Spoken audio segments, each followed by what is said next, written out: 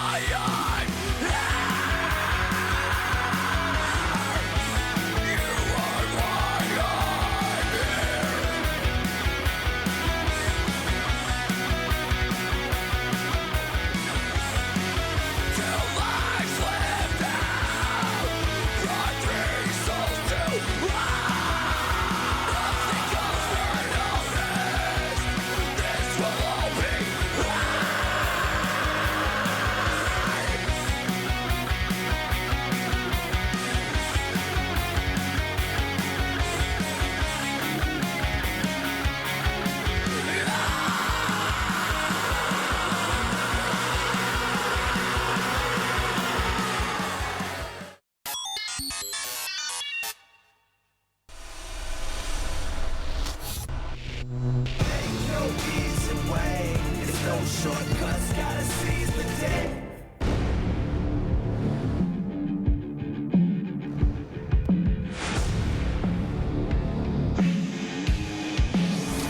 ASL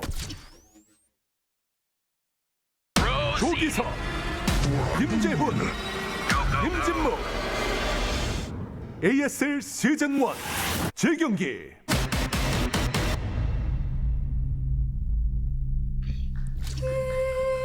What's up, guys? I'm Tasteless, joined with Rapid, and we are here for the tiebreaker matches in tonight's ASL.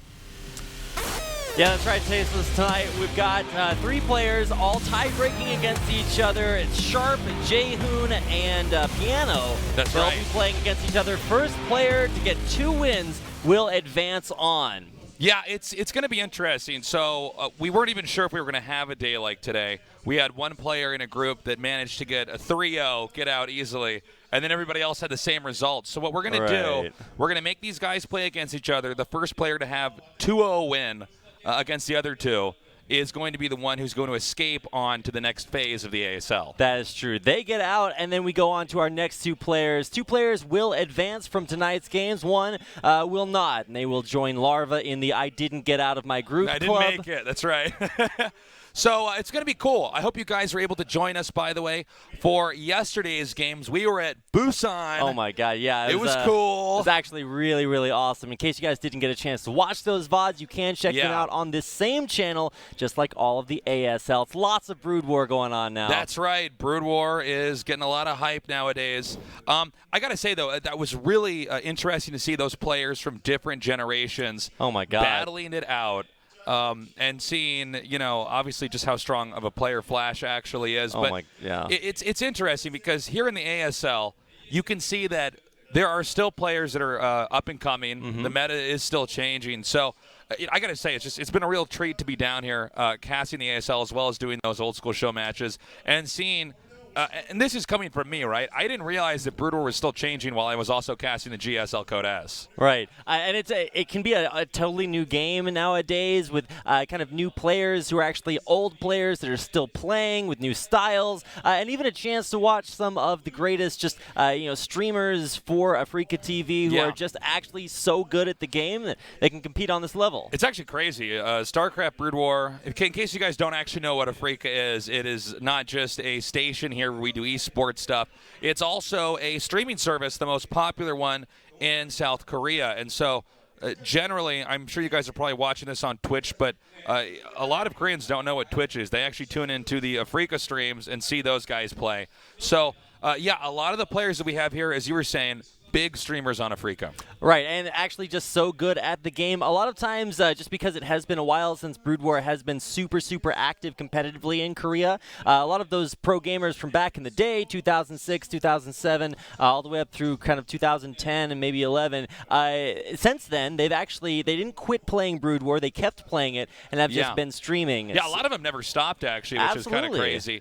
But, yeah, it's certainly been pretty cool.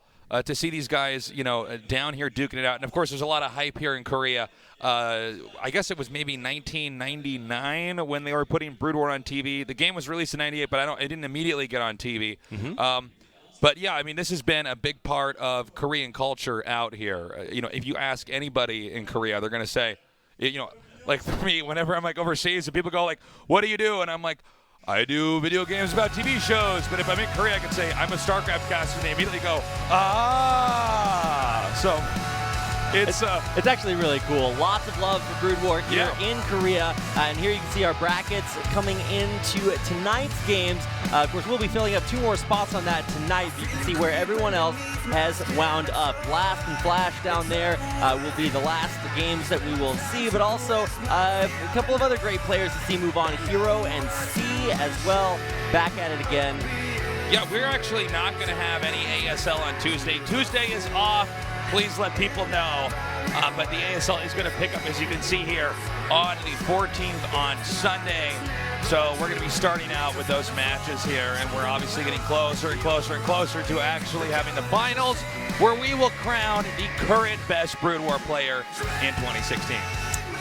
So the 2 players that will get out of today's games will go up against Sak and Eyewater, who is actually Shuttle, right from back in the day. And this is how the games are going to be played here tonight. Everybody will play everybody else. Hune versus Sharp, and then of course he'll play off against Piano, who is apparently now Organ. Bracket. I guess those are supposed to be organ keys. I'm not sure. Oh my God, that's actually so artistic. That's what I think it is. I'm not sure, but yeah, we're gonna have 2 PBTs to start things up. Now we got to see where Hune is in PBT. He's had some very strong PBTs that are pretty impressive, and he's also had some lackluster ones. Yeah, he actually got a nickname for himself from recalls that actually just looked a lot like Nara's recalls from yesterday. Yeah. A little bit questionable sometimes, but a very solid player for quite a while. I think he ended his career on Team 8, a team that had a lot of passion behind most of the players on that towards the end. And it's going to be a game rather where I think he might have a slight edge, but we'll see how it goes. We get ready for our first games of the day. There you can see him on your screen, Hune, with a win over Larva and Sharp. But of course, a loss to a player that is also playing here tonight, Piano. So I really want Hune to get out. We're actually having a very Terran dominant ASL. Now, if you're your typical gamer, you might be like, is Terran the best race?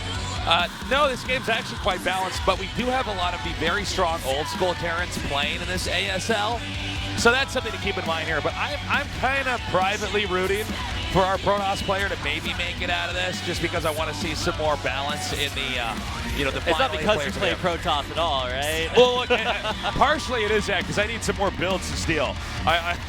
I will admit I'm always a little bit selfish. Whenever they're like, even in StarCraft 2 or StarCraft 1, I'm like, oh good, all right, now I actually know what this guy's going to do, so I can take this and ladder with it. Here's our other player for tonight in game number 1. It's going to be Sharp. Now, Sharp actually is one of the stronger recent Brood War players. That's right. He placed 3rd in the last big StarLeague, Advanced StarLeague, which is actually really impressive when you consider that guys like Flash Bisu are the only ones right above him. And coming into tonight's game, a very accomplished player, very, very good to watch. Used to play on Samsung Con way back in the day. If you guys are used to watching those old school Brood War players, this guy was right along with them. So let's see what happens here.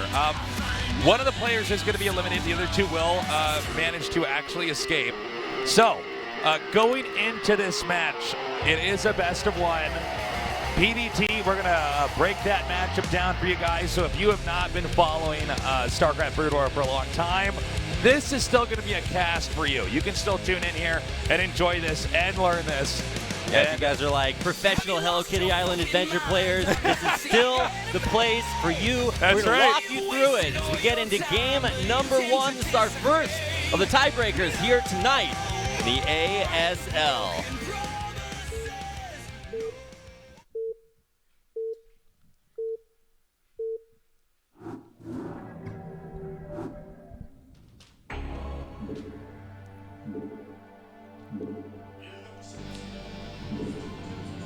All right, over here is our Protoss player, Hune, in the upper left. And down here in the bottom right, it is Sharp. All right, so our 2 players for tonight actually have a lot in common with Hune. He was nicknamed the Sweat Toss because he sweats a lot when he plays. It is so hot in Seoul right now, so Oh my God, dude, yesterday in Busan, I mean, I felt bad for everybody tastes around like me. I was sweating licking the so ground for any moisture that you can find. It was just like, I could not believe how much I was sweating on that beach. I mean, we were in those like cool-looking outfits. Oh my God, we looked so good. We looked good, but we didn't feel good, man. It was really hot. All right, so let's talk about the way that this matchup will work. Nothing super crazy happening, and in fact, with that pylon going down, looks like Hune's just going to fast expand. Yeah, he probably will. Let's see if he makes a gateway there first, but even if he does that, that would lend itself to blocking off the expansion later on. So let's see. They are crossbots. This is a matchup where the Terran cannot go bio. In other words, he can't go Medic Marine because basically everything that Protoss has beats Medic Marine.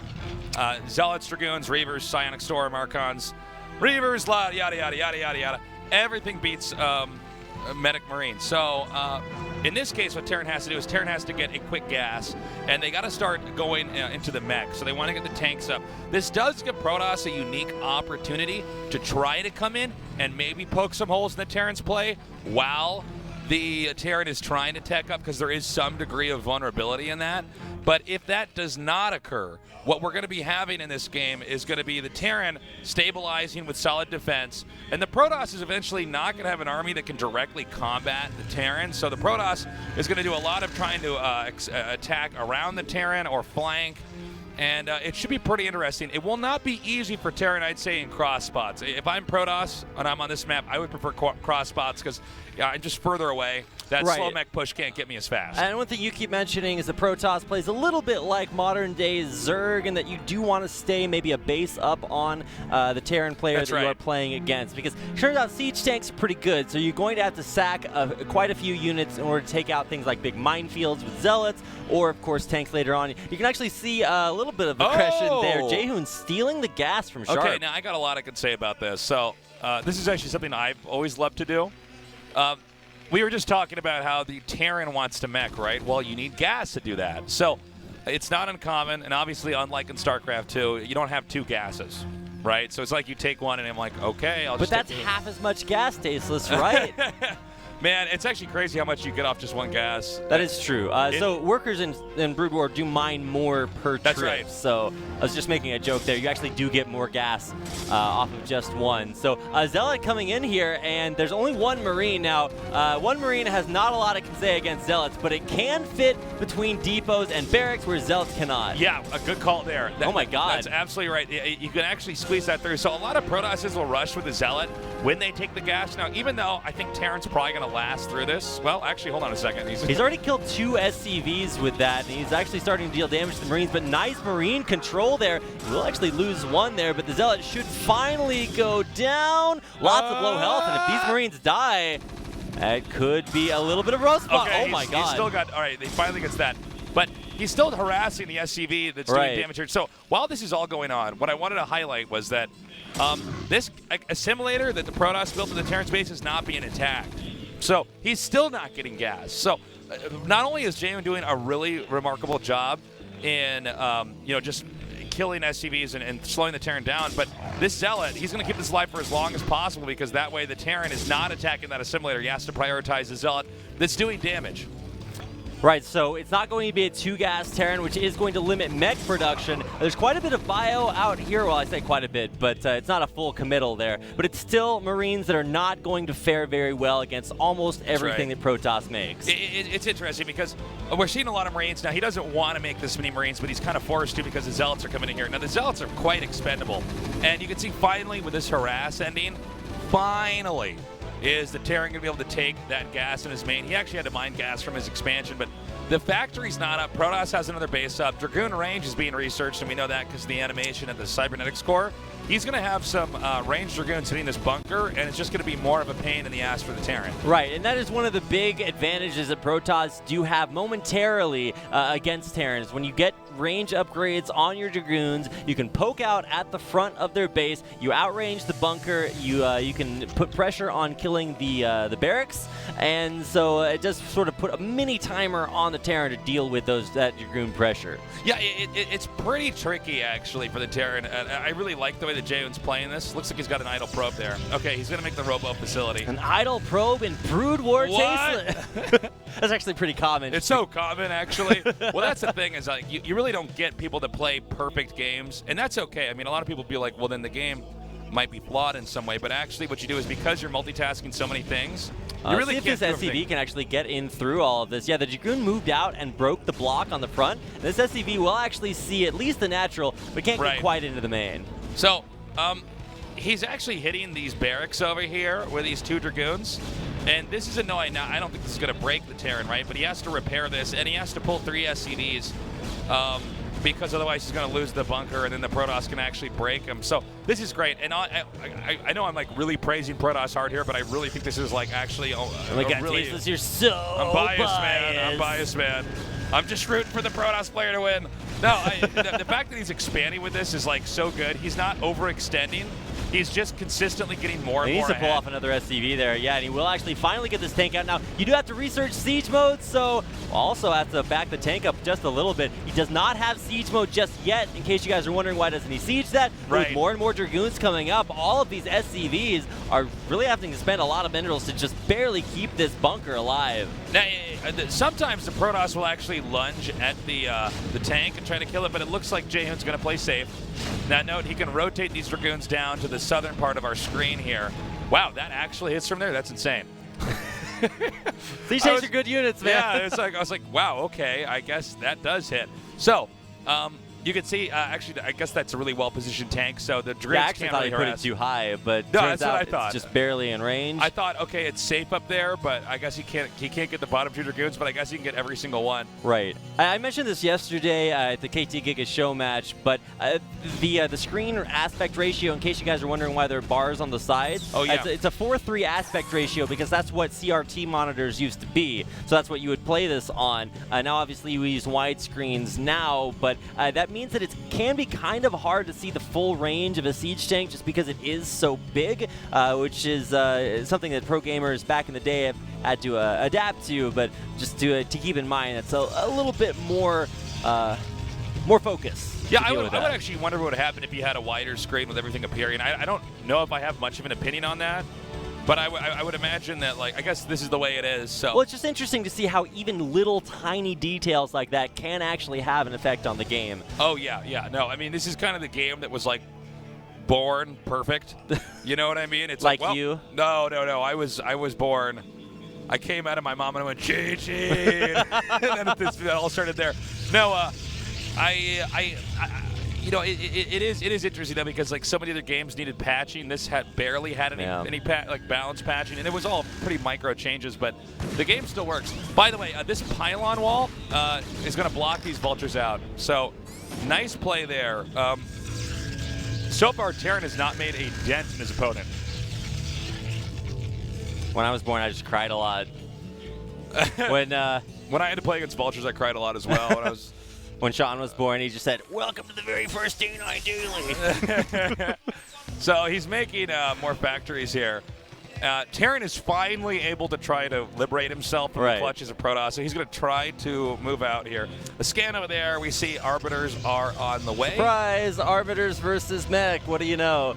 So the idea is that the Protoss will want to get out those Arbiters to stasis, the big clumps of siege tanks when they do finally push out. And you can see there are mines out right now, but still the push has yet to happen here for the Terran while you accumulate siege tanks.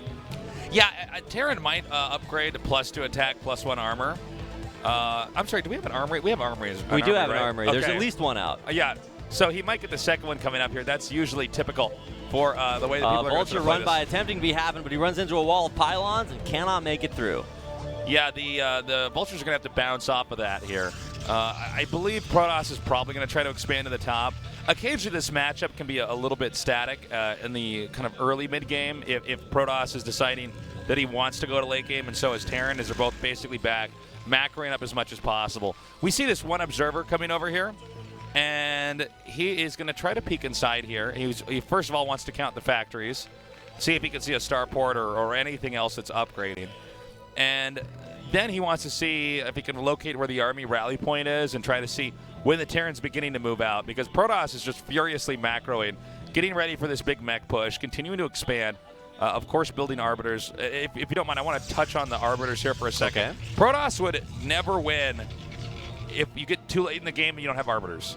Right. The Terran army will literally beat the Protoss's army. It's too strong. So what they do with the Arbiters, not just with Cloak, which of course is very handy. If they miss a scan for a few seconds, the Terran army dies anyways. But they also want to stasis the clumps of tanks that are there to try to minimize the number of Terran units that are out. That allows Protoss to get a clean engage.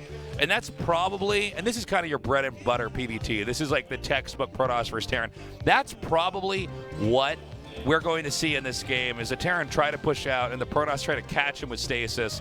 We may also see the Arbiters used to recall. You can recall just like you can in StarCraft 2, only it's a little bit different. You recall into their base with the Arbiter instead of recalling back to a Nexus with the Mothership Core. Right, so it can be an aggressive opportunity. Now, here come those Vultures who were attempting to run by earlier. They're going to kill, like, I think, one probe, but probably will be relatively easy to clean up here, as the probes have not yet transferred to that new expansion. Yeah, kind of an ill-timed move there with the Vultures. He might try to send another wave, but I don't know if this is going to work. I mean, to be honest, Jaehoon's pretty bulletproof so far in this game. Now I'm just singing that song in my head. Waiting for the inevitable tank push coming out here. It'll be interesting to see. Look at those Zealots. Holy cow. That is actually so many Zealots. Yeah, it's going to be pretty handy with those Zealots there. What he wants to do is ideally get those up in front of the tanks here. So the Zerg army, oh, good catch for that observer. Well, Science Vessel there, so. Yeah, but it's actually good he got rid of that. He knew to check over the factories. So he wants to use, the Terran wants to use the Vultures not just to lay mines, but also to sponge up a lot of the additional damage, because it's really about taking out the tanks here. That's what's scary. And actually, interestingly enough, it seems like Jaehoon is going to try to go for a buster. Now, this is risky business. I don't know if he should be doing this, but let's see if it actually works. Now, like we said, siege tanks are great units. That Science Vessel does reveal everything, so the cloaking from the Arbiter is not going to be as effective if he tries to push in too close to that Science Vessel. The other big thing is EMP, which will not only take out all these shields, but is also going to, oh man, here we go, the push coming in. Lots of mines being dragged in. Stasis all over the tanks, and is there enough to bust this? I actually don't think there is. I mean, I'm almost scratching my head here, Rapid. I don't know what compelled Protoss to do that. So he just threw away like 25 Zealots right there. Yeah, I am really puzzled by this, because like Terran's on 3 bases. Okay, no big deal really, right? I mean, this is like, that's normal, but there should be nothing that would compel Protoss to try to suddenly end the game there, right? Right. So I don't know if that was nerves or what, but Jaehoon took this game where he was in a huge lead, and really even things out right now. That's definitely going to be beneficial to Sharp. Right, and now unit movement in Brood War is a little bit more difficult. Just the act of moving your units across the map can be a little weird. So if you're wondering why Sharp doesn't immediately counterattack, it's because unsieging all of your tanks, moving all your units out is actually a little bit of a process, and by that time, Hune might have had time to macro up another army once again. Yeah, it's interesting. So you can only have like a dozen units in a hotkey bind. So let's say, like as typical, you have control 1. Those are your dragoons. Usually those are the dragoons, excuse me, that you use to clean up the observers. But then the next group, maybe that's dragoons and zealots. The third group, that's zealots. The fourth group, maybe that's your shuttle. The fifth group. So when you're trying to do a 1A, 2A, 3A, 4A, 5A, 6A maneuver, where you're trying to get your whole army to go in there, it's tricky. If you don't execute it right, your army starts to bump into each other. And also, it's very difficult to retreat once you begin to engage with a big army. You really got to think over when you're going to attack. This is one of the defining differences from StarCraft 2 to StarCraft 1. So there's double starports producing right now. I'll see exactly. I mean, you can go carriers if you get super later on in this game, but it's not very likely. I don't think he'll go for carriers here. Right. I think he's literally just producing arbiters on 3 Stargates. Lots of arbiters trying to get huge cloaking fields. Then there's always that chance, that possibility of a recall coming in. Well, I think you're right. I think he'll probably try to recall. I think you got to be patient when you do this. We saw this actually last night with Nal Ra, but yeah. You don't Although just this want to time go for Sharp it. doesn't have spider mines in his base to defend against the recall. I don't think. I think you're correct on that. I don't believe he has anything there to help defend. Oh, there's only one cannon here at this base. That's not going to be enough to deal with this. And this many vultures can actually just kill every single probe. Yeah, well, fortunately, he actually gets that arbiter over here, so that's going to drive that out. It's kind of odd, actually. We keep seeing Terran hit this location that is physically impossible for the vultures to get through. I'm not really sure what they're trying to accomplish there. Like, even like the 9 o'clock location would be a lot easier to hit there. Yeah, it's kind of funny, but by the way, these tanks are yeah. See, this is why moving your units across the map is actually the most difficult thing. Well, this is actually ridiculous. What is going on with these tanks? I don't even know. Not exactly sure either now. Okay, here we go. He gets.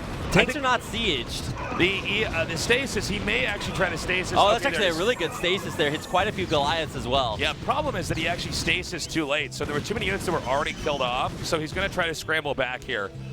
But yeah, that was kind of funny. Oh, I'm sorry. He is going to go for carriers.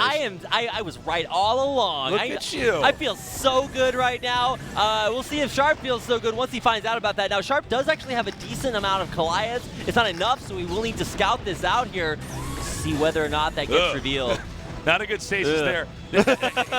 Here's the problem with actually going for the carriers is that on this map, it's flat, right? You have this whole area that the carriers can't hide in, right? So he's actually not hoping to win with like technical carrier teching where he just gets enough out. He wants to actually surprise him. All right, now that is actually a decent stasis there. Catches a science vessel there as well. Lots of zealots running in here. They are going to get on top of the tanks, but they will not last long enough, and a lot of dragoons dying in the back lines there as well. A solid push for Sharp. Yeah, very nicely done by him. I actually think Terran might just win this game. Right. I think that the carrier switch is a little bit weird. What does he have, like 4 carriers? I think he has 4 right now, and then he's building 6. Maybe 3, so he'll have 6 soon. Now 6, maybe he can do something, but the thing is for Terran, this is like not that difficult to deal with, right? You just have all those factories we see here make Goliaths. Yep, and you can even see there's more and more Goliaths being produced. There's like I said, an okay number right now, but you will need more to deal with this. Now, it's all about the timing on this carrier reveal. Now, theoretically, Protoss is just now finding out about this, and if he can target down, if Hune can target down all of these Goliaths, then the Terran army just dies.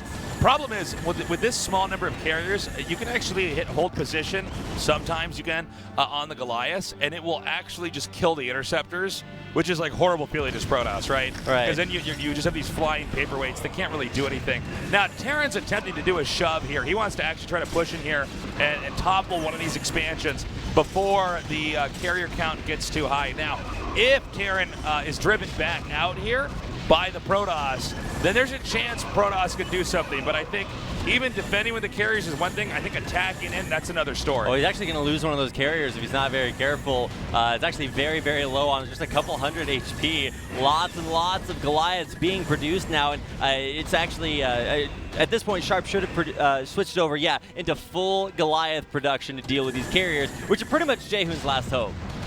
So he's trying to bust out this expansion. Now, this is kind of funny because what Protoss ideally wants to do, there we go, he actually beat me to it, is get some Zealots and Dragoons underneath the carriers, because Goliaths are not particularly good against ground units. I mean, they're not horrible, but they're not that great. So you want to have this kind of balance of these air units with the ground units underneath them. It doesn't even have to be a lot. It could be like 4 Dragoons under this. GG, but, yeah, not enough interceptors, so, and as those dies, so does Jaehoon. Okay, so let's talk about that.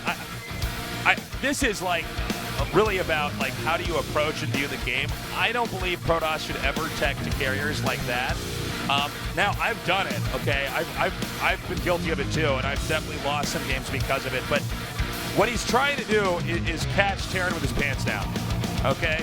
He's trying to get the Terran to be like, what? Oh, and then Terran loses because he just forgot the carriers were in the game. But I think it would have been wiser for Jaehoon to do the long, hard road of getting Arbiters going for recall, getting gateways in the other main, the one in the upper right, the one in the bottom left, right, and then trying to do the standard game. Really, if Jaehoon's going to be giving us games like that, has he beat Terran, by the way, in this tournament without going carriers? Yep. I think he's only won with carriers, and that's a lot of times a sign of a Protoss player that's having a hard time against PV. In PVT. Doesn't mean that you shouldn't go carriers, because you absolutely should in some games, but that was really questionable to me, because you can just see what happens. Even if Terran holds that, then what are you going to do? Are you going to go all the way across the map and hit him with carriers? No, you're not. If you try to make a beeline to his base, the Goliaths, they sea walk underneath the carriers, shoot him down like this. And if you try to go all the way around the corner of the map, then the Terran is going to make a beeline to your base and just kill you. Right. So carriers are very map specific. You do need it's kind of like what you need for Broodlords in StarCraft 2. You got to have big open expanses for you to fit them in. But that's going to do it for our first match of the night. We'll be coming back with game number 2 after a short commercial break.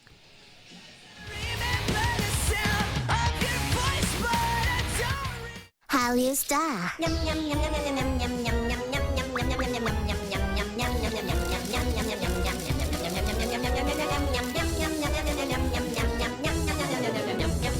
Every day. 여기요. 대결의 룰을 아십니까?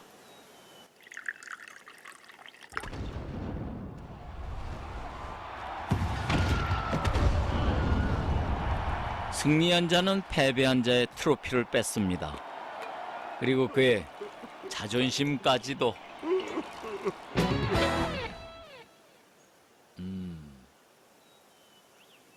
클래시 로얄.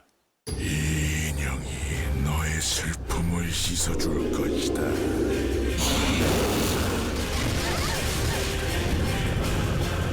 RPG의 검은 획을 긋다. 크라이. 내 뒤에서 먼지나 먹으시지. 기분 째지는데?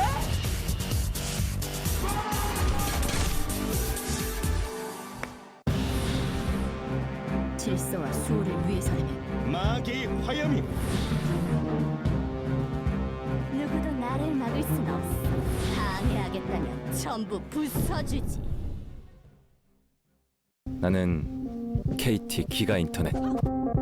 당신과 끊김없이 게임을 즐기죠. 어디서나 우린 함께해요. 어때요? 나랑 콜라보 하실래요? 당신의 KT.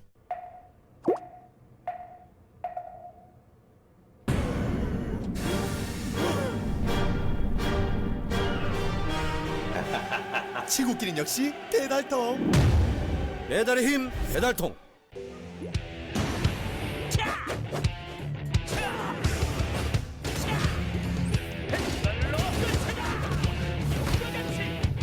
메이플 스토리 2 신규 직업 스트라이커.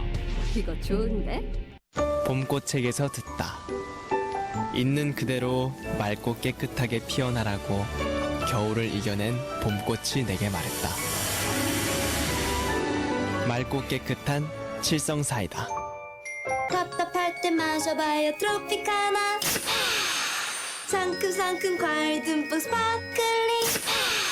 리얼 프루트를 스파클링으로 과즙이 톡톡 쏜다. 트로피카나 스파클링. 미소가 생기다. 화사함이 생기다. 건강한 하루가 생기다. pH 8.0과 풍부한 미네랄로 핑크빛 생기가 생기다. 아이시스 8.0. 이제 모두 핑크하세요.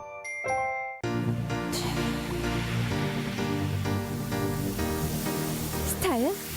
상쾌하면 되는 거야. 상쾌함의 높이가 다르다. Stylish Sparkling Water. 롯데 트래비. 메신저의 혁신. 이런 실시간 라이브 움짤 기능은 지금 스노우앱에서밖에 없죠. 굉장히 많은 팬분들이 영상 메시지와 메신저를 보내주고 계십니다.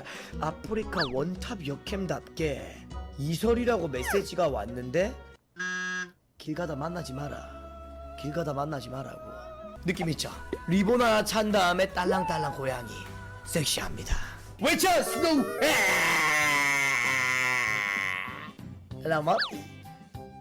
오호, 물로 지금 거의 뭐 수분을 그냥 갖다 들이붓는 것 같아요. 자, 바른 쪽과 안 바른 쪽입니다. 차에 보여드릴게요. 내가 발라봤는데 대표네. 앞으로 그냥 나도 찍어 발라야 될 것 같아요. 잘 봐요. 자, 이렇게 깔끔하게 아래쪽만 다듬어도 선이 딱 살아있잖아요. 선 라인 자체가. 잠깐만. 이런 느낌이구나. 허허. 오늘 여러 가지 제품들 올리브영에서 제가 지금 제품을 받아서 사용을 해봤는데 굉장히 좋은 것 같아요. 올리브영 제품이 짱인 것 같습니다. 네, 아프리카 TV와 함께하는 킹덤 스토리 연애의 신. 이거 사극을 찍는 것 같아요. 정말 안 어울립니다. 약간 왜소하고. 맞아요. 위초고 삼국 대결. 장비! 나이스! 나이스! 나 심쿵했어. 17,800원. 와! 군주는 무릎을 꿇을 수 있어요. 아, 뭐야, 이거 어떻게 먹은 건데? 저에게는 간호 장비 같은 존재입니다. 진짜 유익한 게임이니까 여러분들 진짜로 많이 해보셨으면 좋겠습니다. Ain't no easy way, it's no shortcuts, gotta seize the day.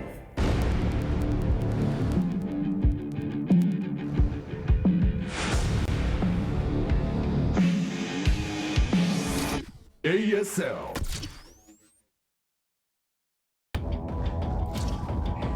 Greetings, if you can hear us. I've just been notified there's been some audio problems. I don't know how else to say this. I'm like, well, if you can't hear this, don't worry, you'll hear it soon. They're fixing it. I'll try raise your hand if you cannot hear this. Yeah, that's right. Raise your hand if you did not hear the message, right? Well, the great thing about that is that we actually told the funniest jokes in the entire world during that I just first gave set. away the biggest secrets on how to be a pro gamer, and I'm never going to say it again, and you'll never know.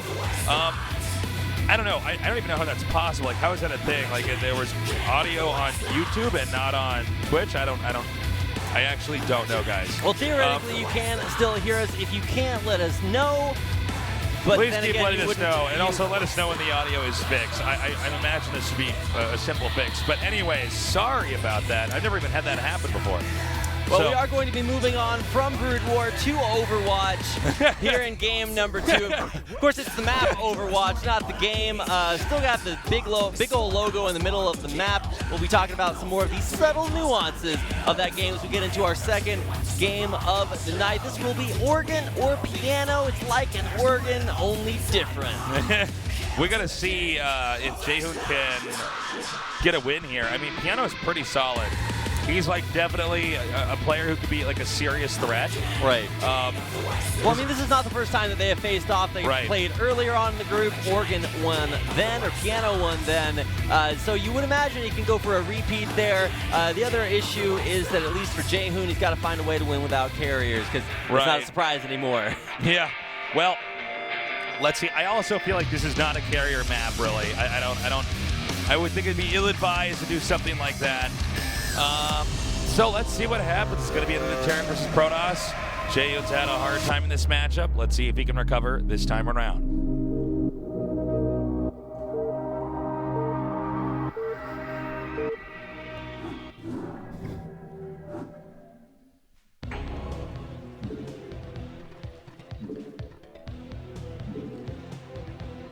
In the bottom left, oh, no, not really. In the upper right, in the white, it is Hune. And in the bottom left, in the red, our other Terran player tonight, it's Oregon. I'm actually kind of disappointed. Hune, at least during his heyday as a 2v2 player, was known for having the craziest hair. I think he dyed it like super silver, bright white one time, and it was so sick. And now he just has regular hair, so maybe a little bit of a letdown there, but his probes at least have white hair, so that is at least a little bit of a consolation. So, yeah, man. Once again, we've got a PBT here where they're in cross spots. Now, I really felt like Hune could have actually won that last game. I thought he was off to a good start. I think if it was anybody else playing who was like, one of our top tier Protosses, I think it would have been a different game. But yeah, he seems to, when the pressure's on, he seems to fall back on this this carriers thing that it just doesn't seem to have a lot of equity in the game. Well, he also does this very strange mid-game push. Now, theoretically, the Terran is the one that will, survive until he gets a big tank push and then push out. But that last game, he lost like 20-odd zealots on a big semi-bust that just did not work out. Trying to hit before the siege tech was done, that was the timing, but it just did not do enough. The siege tanks got up and it was not. That was actually afterwards, but yeah, it was a weird push. Well, this seems to be like something that's kind of trendy right now with a lot of Protosses, is they max out and they actually just go for a bust. And dude, it's like super hard to bust a Terran that has tanks in siege mode and mines and turrets, but we've seen it done before. Right. But that seems to be what he was trying to do back there. But I mean, he did this like total fail-fish attack, man. It was also kind of interesting because the Arbiters were used to cloak the units and try to push into the sieged up tank line later on, but did not really go for too much of a or any recalls that we could see. So maybe something he'll look for more here in game number 2. Okay, so I've been informed that the audio's been fixed. Success! At least on Twitch. I hope you guys in the studio can hear it as well. If you're just now hearing us, then laugh at all of our jokes that you couldn't hear in the first place. Well, it's like really weird that we lost audio, right? Like it was working on YouTube and not on Twitch. Like, how is that even a thing? I don't even know. Well, secretly, this is all a cover-up. I don't even understand how that works. We both actually had lost our voices up until now. We'd been talking, but it's like the greatest lie. Like, we weren't here. We were late for the cast. I'm like, oh yeah, sorry guys. All these guys in the production room were like, what in the hell is he talking about? But okay, so it looks like we got that sorted out. They just replayed pictures of us talking to each other from previous broadcasts. They had to get our stunt doubles in here. So, kind of an odd scouting pattern here by Terran. He checks the bottom right, and then he's going to rotate to the upper left. So, that's kind of cool. We don't actually see this scouting pattern very often, if almost ever. So, he definitely has some kind of build he wants to do, specifically if he finds out that they're in cross spots. He may go for a quicker expand coming up here. Now, Hune, this game is a little bit similar to the last one in the sense that Hune's going to expand, but this time around, Hune doesn't have that really powerful grip on his opponent by taking the gas earlier like he did in game the previous game, because that gas steal is huge. Like, ask any Terran player, that completely changes the dynamic of the game. Definitely. Now, this is actually kind of interesting. A little bit of early Marine pressure, whereas usually, just like we saw in game number 1, it's either an early Zealot pressure or, Dragoons to pressure the front of the Terran wall off. But here we go with a few Dragoons walking up to the high ground, or with a few Marines walking up. This is like 2 passing ships in the night. He's going to move out here with this Vulture, and he's probably going to just do a run-by and just ignore the Dragoon. Now, the Marines by themselves and the Vulture coming up here can actually do a lot of damage, and I don't believe that Oregon is fully aware of what's actually happening here right now. So let's see if he can actually get in there and do some damage with that while he's expanding. He's going to wait for this Vulture to meet up with him, and then he's going to try to push. Let's see how it goes. Okay, so there's actually a decent Marine force up here, 5 or 6. 5 actually pushing in up into the base. Now, great Dragoon kiting, but he is losing his shields there up on top of the high ground and have that mischance in his favor. But with two Dragoons up here, this is not going to work out. This is pretty sick. So he just now can go over here to this corner. He lays 3 mines. He's going to start hitting the Nexus. Now, Hune's in trouble. Okay, I don't know how far along the Robo is, but it's not close enough. Great body blocking with that Dragoon, though. Will be, oh my god, he actually didn't kill the Vulture. Okay. So Will he actually save this Nexus? It's totally possible. But he doesn't have an observer out yet. He might have to actually run Dragoon in here. That's what he's going to do. Yeah, he's just going to tank up all 3 of those mines, lose 1 Dragoon, but he will save the Nexus. Okay, but for now. Yeah, he's got 1 Vulture. Let's see if he actually goes for it. He can start to plant some mines here. Now, good job here. He's actually targeting the spider mine specifically. A nice drone drill kind of through the Vultures, but he will actually lose quite a few of those. Now, from here, he's going to try these probes. Now, this is still effective, okay? He's still actually taking out workers and delaying the mining. And let's remember, that Nexus has been done for a while now. Yeah, if I'm correct, that's actually 5 probe kills, which is pretty decent because in Brood War you don't start with or use as many workers as you do in StarCraft 2. Yeah, you start out with such a small number that there's like this whole school of thought on when you want to scout.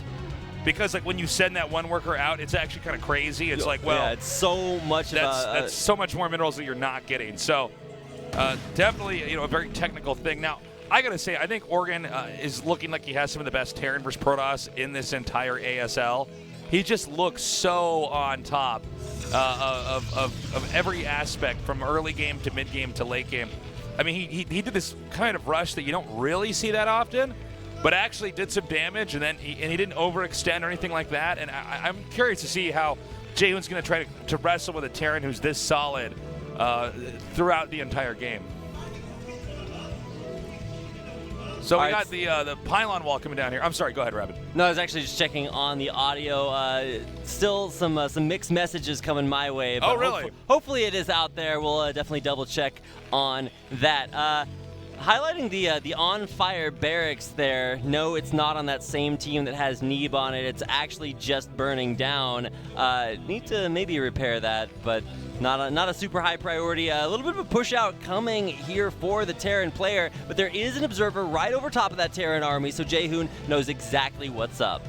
Now, even though he knows this is coming, that might not really help. You can tell when Terran has a couple SCVs in the push that the Terran really means business. No, he only got 2 factories here, which is okay. This is like a style of pushing where you basically are going to push very quickly after you take this expansion. And so he's going to push out here. Now, with the SCVs, you can repair. You can even make a bunker to put those Marines in, which he's most likely going to be doing right here, right now. Right now, what the Protoss player wants to do is to catch this even in transition. Nice strike, kind of repair on the tanks. Was that what the SCV was doing? I don't know, but he's taking out a few of them. Okay, the Dragoons are actually very low on HP, but I think he might have... oh my god, that was close. He almost got that to connect there. Now, it's actually really good sniping off so many of these early tanks. Yeah, I gotta say, I'm actually pretty impressed that Terran managed to, or rather Protoss managed to actually hold that Terran push, because a lot of Protosses will lose to that. But I gotta say, he didn't quite siege up right away. It's also possible maybe he had siege mode researching while he's doing that. Sometimes you actually don't want to siege up. You want to just micro the tanks back and forth. But really impressive hold there by Jaehoon. Because Terran lost some tanks, Protoss can very easily take another base now. Right, and while Lurkers take a shorter amount of time in Brood War to siege up, I think siege tanks actually take a slightly longer time in Brood War. That's a good question. I actually don't know. I don't know the exact time. I mean, someone out there does. Somebody out there would just actually know all the stats. Here's what I do know, though. I can tell you that the siege tanks siege and unsiege slowly, right? So it's not just when you siege up, you're good. Like when a lurker unburrows, it's almost instantaneous. It just pops right out of the ground. Whereas a siege tank, like, whether you're doing it in siege mode or unsiege mode, they're both ample moments for the Protoss to try to hit you when you're making that transition, because the tank's not doing damage in that whole process. Yeah, you definitely don't want to siege up while you're being attacked there. It's just a whole lot of doing not a whole lot. So we'll see whether or not that was effective enough. Now, what that does is buy time for the Protoss player to either get up in bases, which is generally where the Protoss wants to be, or to continue to tech up. And that's what we're seeing right here with the Arbiter Tribunal coming down right as the next base is underway here for Jaehoon. Now, this is going to be a pretty modest Arbiter tech. I mean, this is going to be, he only has like 1 expansion with gas, because that third base doesn't have any gas in it. So he's going to be pretty zealot heavy when he's going for the Arbiters. Right, and that is actually okay, because you do need to, you want to try to drag mines into the big sieged up tank line. Well, but one thing he's got to be careful about is if Terran also has a mineral expansion, Terran's going to be making more of what? Vultures, right? Right. So Vultures are fine against Zealots. So he's going to have to see a good opening here to hit the opponent. I mean, let's see how Vulture heavy Oregon goes and when Oregon does go for a fourth base here. But I'm definitely liking Oregon's prospects in this game a little bit more. Now there is a shuttle out for Jay Hune. I'll see exactly what that's for. Any thoughts about the purpose of that shuttle for Jay Hune? Well, I mean, for one, he's got the mineral base, right? So, I mean, the shuttle just costs minerals, so it's like you might as well get one. The shuttle is really a tactical complement to the Protoss' army because you can put Zealots in it and drop that on the only tanks that they have and try to fish in units. So it's probably going to be for that. And I would say, in this case, that's probably the way to go because, honestly, when you have a 3-base versus 3-base in this matchup, what? He got 1 DT. That's so cool. Okay. Oh, my God. I can talk about this. So you can try to bait out scans, right? Now, with the Goliath out here, this is problematic, but this is something people have done. You can actually get a DT, and you drop it, and you wait for him to scan, and you pick it up. And that means Terran's not scanning the map, so they don't know what's going on. So that's interesting. Now, I did not expect that. I was like, very confident, and anybody who's seen a lot of PvTs knows you generally get that shuttle, and you want to bomb on top of it. But since he had to get the Templar tech here in order to get the Arbiters, he just got 1 DT, and he's going to probably float around with that shuttle, try to poke at the Terran, maybe try to take out Terran's would-be 4th base, stuff like that. Yeah, it's actually a really cool stylistic touch there for Jay Hune. He didn't go for that in game number 1, so interesting to see him save that for this matchup. Now, it didn't really accomplish a whole lot, so we'll see if he maybe brings it in later on for more effect. But with a scan coming out here, this is going to signal the next upcoming push for Piano. I think Piano is going to have +1 attack around when this hits. There it is. He just got done. So he just finished. Now, he's going to try to set up this position. He wants to see if Protoss will bite the bait. I don't know that he's going to do that necessarily. Protoss is going to be gearing up. He's getting that 1 Arbiter ready. And see this? Now, why does he send the 1 DT there? Because he has an Arbiter somewhere else. So he wants him to scan. He wants him to use up scans in the hopes that Terran does not have enough scans when the actual big attack comes in with that Arbiter. Right. Arbiters do cloak everything underneath them, and that means that if you do get a big recall into the enemy base and there's nothing to scan, then you can actually just kill everything and you can't really be attacked all that much. Yeah, it's super strong. Now, this is like a little bit of an unstable position here for the Terran, but he's going to go for it anyways. He's setting up turrets. I'll be impressed if Piano can actually push through here. Now, see how Protoss just inches back? He wants to force tanks to siege up and have them leapfrog because he's going to buy time, but no, he's going to go for it right now. So many Zealots running all the way in here. No spider mines, and actually the Vulture's forced to retreat here. Lots of damage from the tanks. The Zealots are actually staying alive. There's a stasis off in the back line that's only going to hit a couple of tanks there. A scan goes off there, but so many Dragoons dying in the back. Zealots flanking from behind, and this is actually going to be so much damage. The push fails. Yeah, I was saying, you know, I don't feel like this is safe for Terran because Protoss can get 360 degrees of attacks on the Terran. I mean, you can hit from like so many different angles here. And that huge flank from those Zealots towards the end really crushed this. So at this moment, Piano's going to try to maybe put on a little bit of pressure, get some harassment out. But that Protoss army out in the middle of the map could definitely push forward and get a lot of damage done. So he's setting these Vultures over here to try to nice targeting on the mines there to try to pick them off before they unburrow. Does get 1 nice hit there, but he actually did target quite a few of those down. So while that was happening, Terran took the center left base, which is kind of interesting. Protoss did not actually manage to come over here and deny this, so this game should be going on for a while longer now. The fact that Protoss squashed the attack, normally the immediate follow-up is to start trying to clean up the other Terran bases on the map. Just like in StarCraft 2, the farther out the Terran expands, the harder it generally is to actually hold. I would say maybe it's slightly easier in StarCraft 1 to hold distant bases if you can get some siege tanks over there, but it's tricky, man. Now, let's see. Protoss seems to be expanding towards the bottom right, which is perfectly fine. That's totally his prerogative. He can keep expanding there and then eventually try to take the top. Oh, my God. Oh, my God. Nice snipe there. The dropship does not live very much longer. You gotta think that Terran's like, what the hell was that doing over there, right? Like, why are there Dragoons over here? And really, Protoss was just checking around the map to see if there's any other bases over here. But he actually got the dropship. Things are not looking very good for Piano here. Yeah, it lasted about as long as Jay Hune's trip through his first OSL. I think he got knocked out in the round of 32. But Yeah. he's not. He's dealt with one big Terran push, but the next one is definitely coming. Now, lots of Arbiters out here to try to cloak this entire army, but I actually would rather see a recall, but he has proven that he can bust big Terran walls. Can he do this again? This time there's a lot more spider mines out in front, so those will be needing to be cleared up. So this is telling us that Protoss is actually maxed out. Protoss is saying, all right, let me see if I can't get a trade here and reduce a tank. And again, a good freeze there, actually getting some of that. He might have one more. There it is. Okay. Can Protoss bust here? He's coming through now with the Zealots and the Dragoons. There are turrets here to spot what's underneath the Arbiters, so scans are one not as Arbiter is pertinent. going to go down there, so a lot of the units uncloaking. There's a science vessel up here to the north, but even that's being pushed back, and it looks like Hune might have done it. Yeah, you know, I think if he could actually get up there into the main, and he's going to be continuously reinforcing this over here.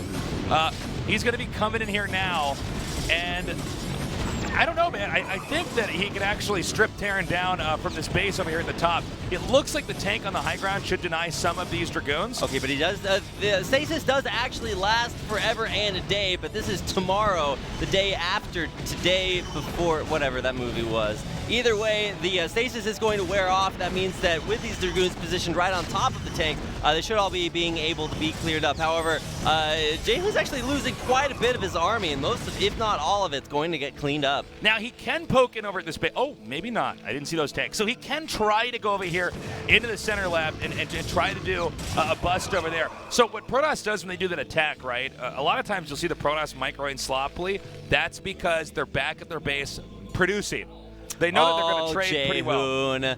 Double Stargate could always, like you mentioned, be for Arbiters, but if this is the Hune we all know and love, those will be late-game carriers. Now, Overwatch is not a carrier map. It is big and wide open. It's the same problem as the other map that we just saw, like in Game 1. It's that this is like an open space here in the middle. Now, he has enough gases. He could just be producing Arbiters off of this. That's totally possible. But if he does go for carriers, I'm going to be pretty disappointed. So there are open spaces along the edges of the map that you can position carriers over. The carriers do actually require quite a bit of an economy. And oh my God, he might be positioning for a recall. Yeah, I think he is. I don't think he has enough energy, though. I think he actually got a little bit too close there. Well, but he's going to go for it. Here we he go. is actually going in. Here comes the Arbiter. Running into the main. We'll need to see an EMP there. No, Science Vessel, come back. You need to get that EMP off and stop this recall from coming in. Here we go. Right on top of the production, or actually on top of the supply depots there. A huge recall coming in. The Arbiter actually not getting targeted down there. Lots of self-zealots there in the main. There is a Science Vessel there to uncloak them. The Arbiter falls there. How much damage is this going to do?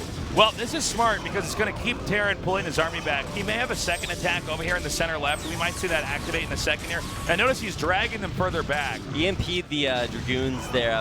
Don't know if that's a great usage of the Science Vessel energy, but another big push from Protoss coming in aimed at this 9 o'clock base. So he's going to hit this base over here, and this is why he did the recall, right? It's a double-pronged attack. He's trying to force the mech army, which really isn't that mobile. The siege tank's actually not going to be far enough behind the supply depots to keep them from getting hit by these ranged Dragoons. They're going to go down, and that means this base might be in trouble. Okay, so he's hitting this pretty hard. Terran's scrambling to come up here and try to save this. This is really a tough spot here for Terran. Now, Hune hasn't had the most immaculate attacks, but he has done enough damage where Terran really is going to have a hard time getting back out. But whenever he does his attacks, you also want to be careful. If you're not killing tanks, Terran's going to be eventually maxed out with a lot of tanks, and that's going to be a lot of push potential here on the map. Now, one of those Arbiters did just get EMP'd. The other one does have full energy, so I don't think we'll be seeing too many more recalls into the main base. That was not incredibly effective, but like you mentioned, Tasteless, it did pull Piano back. Still inevitable pushes coming up. We'll see if this push from Hune can get a lot done. Zealots up in the front, but maybe not as many as before. Lots and lots of... oh, wow. That's really good stasis, stasis. yeah. Another good double EMP there on both Arbiters, though. So no more stasis for the remainder of this fight. But I think that stasis might have been enough. He's going to have to get these tanks over here up into this location. The fact that the command center's lifted, let's remember, guys, this base in the center left, this is really Terran's only hope for hanging on in this game. Right, it's one of his last mining bases there as well. So you have to defend. This base is do or die. There's Zealots on the SCVs in the back. Lots of Terran units still stasis at the front. These Vultures trying to lay as many mines. Wow, huge hits on the Zealots. That's actually so big. That was crazy. He got like 6 zealots there with that mine. Now, is Protoss overextending? That is a realistic possibility here. He got that to lift and he killed off some workers, but I think the rest of this is going to get dragged into the siege tank line. Terran may have an opening to do a counter push. Let's see. Now, it is very difficult to move those Terran units. That's why you saw Piano or Oregon so slow to move everything up there. It's because you do have to either re-hotkey during that if there are too many units, or it's just difficult to get these tanks to move the way you want them to. Now, more stealth or cloaked. That terminology. More cloaked units being brought into the middle of the map there as Hune continues to try. Okay, but here's this big counter push you were talking about. So this counter push is actually possibly the most important moment in this game, because Protoss was beating up Terran pretty hard, but he was not trading his units very effectively, which means Terran has got a lot of muscle in this coming up here. As far as income goes, Hune is way ahead at this point, but here come the Arbiters looking for stasis. Horrible stasis number 1. Is there enough? Okay, that's the money stasis you need. But so many Dragoons dying towards the back. The D-Matrix trying to keep a few of these tanks alive. The Zealots starting to fade there. More coming in from the top there. This army is not lasting long for Hune. Now, he is not quite doing that critical amount of damage. And it's kind of funny to say, but because all those tanks were stasis, now if he had enough units, he would have actually won the fight and let the tanks unfreeze. But that means those tanks are going to unfreeze pretty soon, and then Terran's got a lot of muscle of this. Yeah. Oops. That one does die. Shuttle's so fragile here. But at this point, lots of Arbiters, but Arbiters deal no damage, keep in mind. They have an auto attack that's basically about the same damage as a probe. Yeah, only an attack's not as fast. So the fact that the Arbiter, I mean, it's almost funny. Actually, there was a period where I was playing and I didn't even realize Arbiters could attack. No, I'm serious. I was because I just didn't actually notice. I was like, oh, I thought those were Dragoon shots because the damage is so low. Protoss is trying to counterattack. Now, this may be Protoss's best bet. Right, and this is really, like we said earlier, Terran's only mining base. It's being forced to lift again. I almost think it might be worth just targeting that down, but this is almost the entirety of the Protoss army. There's bunches macroed back at the base, but a little bit of a trade here as Terran has gone to the bottom right-hand side of the map to counter as well. So Protoss wipes out that base. Now, that was a smart move here by Hune. Hune really thinking on his feet here because I think there's no way he could fight that Terran army. So Hune's giving up a huge position here at the bottom right, but he's taking out all the remaining mining bases. Now, Terran could wipe this out, go back, reclaim the left, or he could keep trying to push forward. But I'm under the impression that the Terran is probably just going to have too little to deal with what Protoss is going to have. Right. Protoss is still mining, mind you. Right, yeah. Protoss expanded to the 12 o'clock expansion there at the top of the screen. So he's still got a base that is unharassed, still up and ready and good to go. In the meantime, even though Terran was able to take out all those bases in the bottom right-hand side, he's now just actually not mining. I think he might be mining off a few last mineral patches. Zealots coming in to try to drag a few of these mine here. We'll see how good these stasises are. 3 tanks there. Still locked down, a 4th one there as well. And these Arbiters, there's just no Goliath to deal with them. Yeah, and on top of that, I think that this attack... Oh my god, that money stasis there at the bottom, This is what's funny, right? He can stasis the whole army and then just wait for everything to unfreeze. Oh and my god, yeah, Piano so is... that should be GG, I think. Yeah, I was going to say, that looks so dead. So many things, it just can't do anything forever. Stasis, of course, a good spell, and that's why Goliaths, they're not like the highest damage unit, especially to ground units, but you need them to keep control of the Arbiters, so they can't just fly on top of your tanks and get these huge stasises to come off. Yeah, unfortunately, that's there's gonna be, GG there. So interesting. So that makes Oregon down 1 game. Hune still has a chance right now. He is 1-1. It's actually kind of going to be up to how these 2 Terran players duke it out in our next match. Yeah, we got 2 PVTs, and now we get our first TVT coming up. But nice to see Hune switching up his strategies. No carriers, just really solid Protoss play. And that's what Hune should have done in game 1, to be honest. I think he would have won in game 1 had he done that. But Oregon did a good job, but he did this earlier push where he just lost too many tanks, and that's something you really can't afford to do.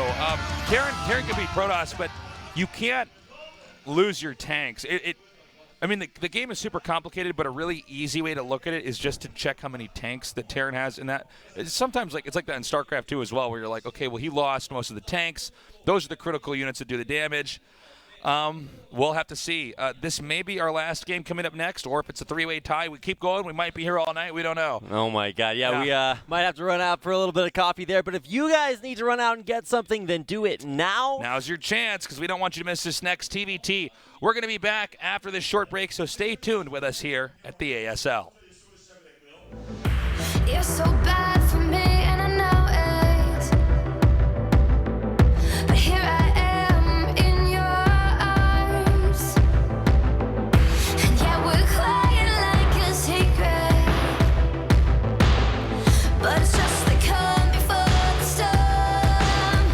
'Cause baby, your lips like fire, and my blood like gasoline when we're striking.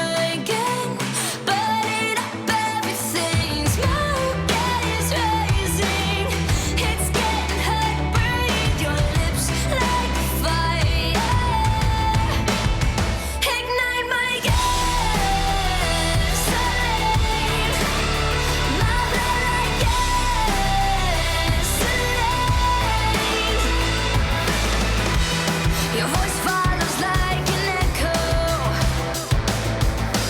Won't someone wake me from this dream? The bluest skies turn to black clouds, and the wind is drowning out my screams. 'Cause baby, your lips like fire, and my blood like gasoline when we're striking.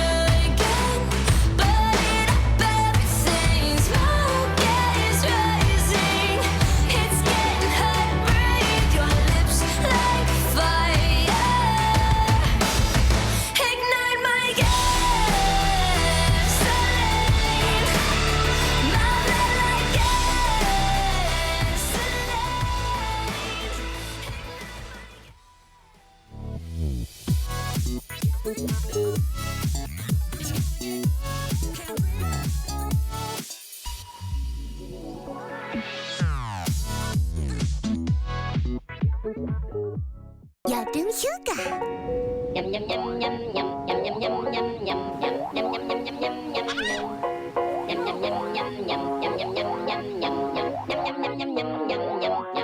Everyday 유기요. 대결의 룰을 아십니까?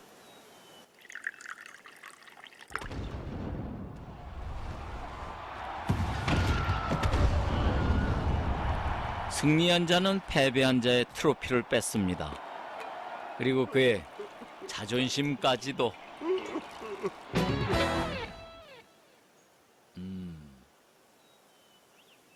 클래시 로얄. 인형이 너의 슬픔을 씻어줄 것이다.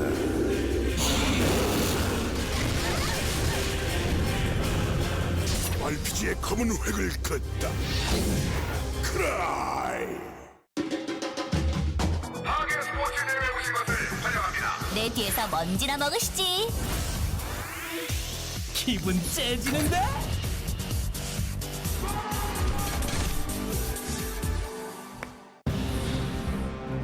질서와 수호를 위해서라면 마귀의 화염이. 누구도 나를 막을 순 없어. 방해하겠다면 전부 부숴주지. 기가 IoT 헬스. 올레 TV 켜고 퍼팅하고 바이크 타고 체지방 체크까지 실감나게 재밌다. 기가 IoT 헬스. 김지원의 KT.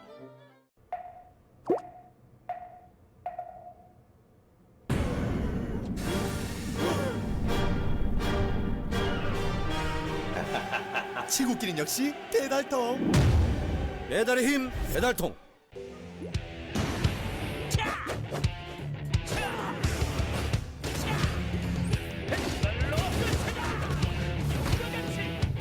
메이플 스토리 2 신규 직업 스트라이커. 이거 좋은데? 봄꽃책에서 듣다. 있는 그대로 맑고 깨끗하게 피어나라고 겨울을 이겨낸 봄꽃이 내게 말했다. 맑고 깨끗한 칠성 사이다. 답답할 때 마셔봐요 트로피카나. 상큼상큼 과일 듬뿍 스파클링 리얼 프루트를 스파클링으로 과즙이 톡톡 쏜다 트로피카나 스파클링 미소가 생기다. 화사함이 생기다. 건강한 하루가 생기다. pH 8.0과 풍부한 미네랄로 핑크빛 생기가 생기다. 아이시스 8.0 이제 모두 핑크하세요.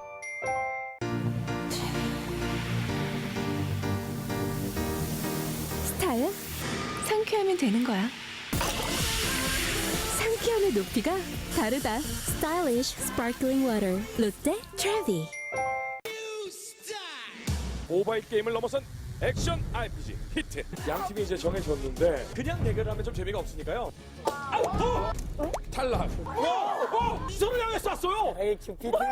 큐피트야 뭐가 이 정도라면 4분 때 마무리 되나요? 자, 이거 3대1 뒤에 들어가는데요. 유저 전체에게 깃털 1000개를 선물로 드립니다. 타이밍이 지금인 것 같습니다. 그만한 게임이 지금 모바일 게임에는 없다고 힘찬 행사로.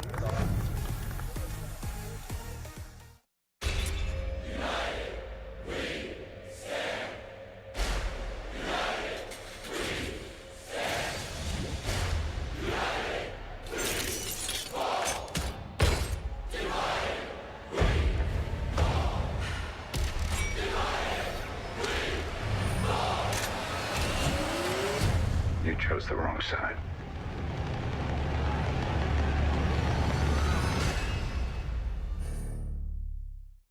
우리 올리브 영에서 드디어 루이조를 변화시키기 위해 우리 아프리카와 함께 루이조 변화시키기 대장정이 들어갔어요. 이게 스타일 옴부 제품입니다. 피부 밝아지는 것 같은데? 와, 이런 게 올리브 영 클래스구나. 러머띠. 와우! 영국 스타일. 근데 멋있네. 나가면 번호 따일 것 같은데? 여기서 마무리할게요. 우리 제품은 올리브영 제품이었습니다.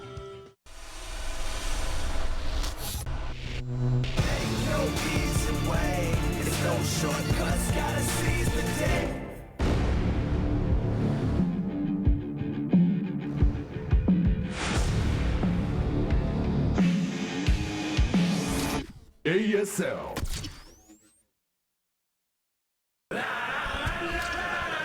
What's up, guys? We're back. We're going to be going to a TBT right now. Everybody. Well, actually, this is going to be one of the big deciding points here because if we have Sharp actually win 2-0, then he's going to be in great shape here. That is true. There's going to be a minimum of 4 games tonight. If Sharp wins, then he will advance from the group. Right. And we'll go on to our last match of the night to find out who will advance there. However, if Piano is able to pull this out and take out Sharp, then we will have a 1-1 score for everyone and go back through everything all over again. Yeah, this could be a super short night. This could be a really long night. We're just going to have to see. This is sort of the nature when you have groups like this. Yeah, tonight is like those Land Before Time movies. There should only actually ever be 4, but they actually keep going and going. You're like, no, make it stop. How many Land Before Time movies are there? There's at least more than years I am old, which is way, way too many. And of course, they're always the franchise that you can keep making more of, because it turns out adorable dinosaurs are very marketable. Now, you know what else is very marketable? I almost called you Artosis. Tasteless. I'll take that as a compliment. It's Brood War, and it's coming back in a big way because it is just so sick. This is going to be on the map, Fighting Spirit, Sharp versus Oregon. Now, TBT could be pretty brutal on this map. It definitely could be a map that's cut in half. We're going to have to see what the openings are. TBT is an interesting matchup in that you can kind of counter everything with everything. All the builds kind of work against each other, so it's a lot more about finesse and micro decision-making you got there. Anyways, this is game number 3 here. Sharp versus Oregon.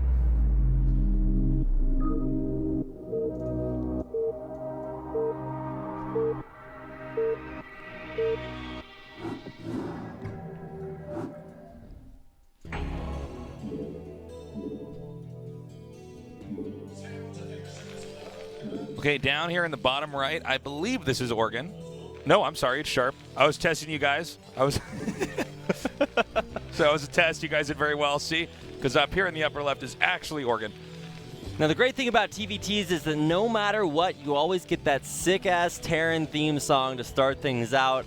One of my favorite parts about Brood War, because even if I lose the game... Artosis actually loves the Terran theme. I was always big on the Zerg music. I think the Protoss music's the worst, but...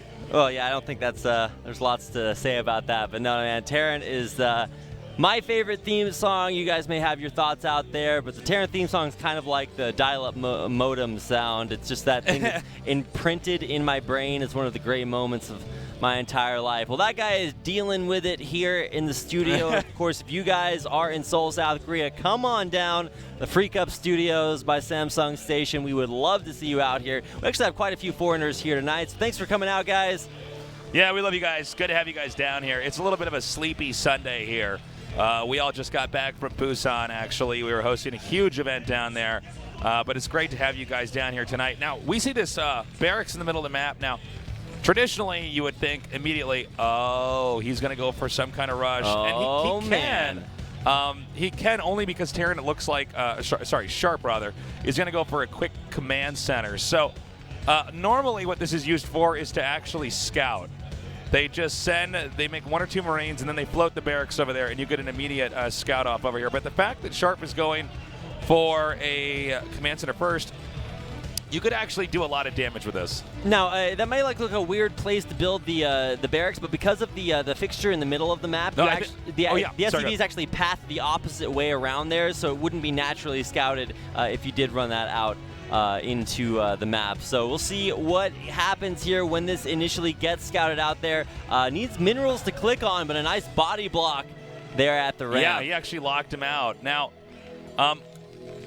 excuse me, because the barracks is so late here, excuse me, I'm like super gassy today. He might still be able to do a good amount of damage. This Marine's gonna come up here. This SCV is gonna have to back up. And this is going to be problematic here. Yeah, very, very early Marine. That is going to force a big SCV pull. 5 or 6 off the line. Nice usage of those minerals to try to get that SCV to skate through the rest of them. He needs to get it by there, and he will save that SCV. Very important to continue this pressure. Okay, now he's going to continue to move on up here. Oh, good job getting on top of that Marine. Oh, my God, he's actually still going to be able to save it. Great control by both players. Yeah, so... what you can do is you can take your SCVs, you can right-click on a mineral patch that's visible. The SCVs will ghost through the unit, and then what you do is you tell them to sit on the attack, and then suddenly the 2 units are on top of each other, and the game has to rectify that. Now, Brood War SCVs might seem like they have the chitinous plating upgrade because they just have so much HP, and that's why they are so effective at pushing out here and stopping this rush from being popular. So, I like what Oregon tried to do there. He tried to get a bunker up on the low ground, which actually it doesn't seem like it'd be that big of a deal, but it's actually huge.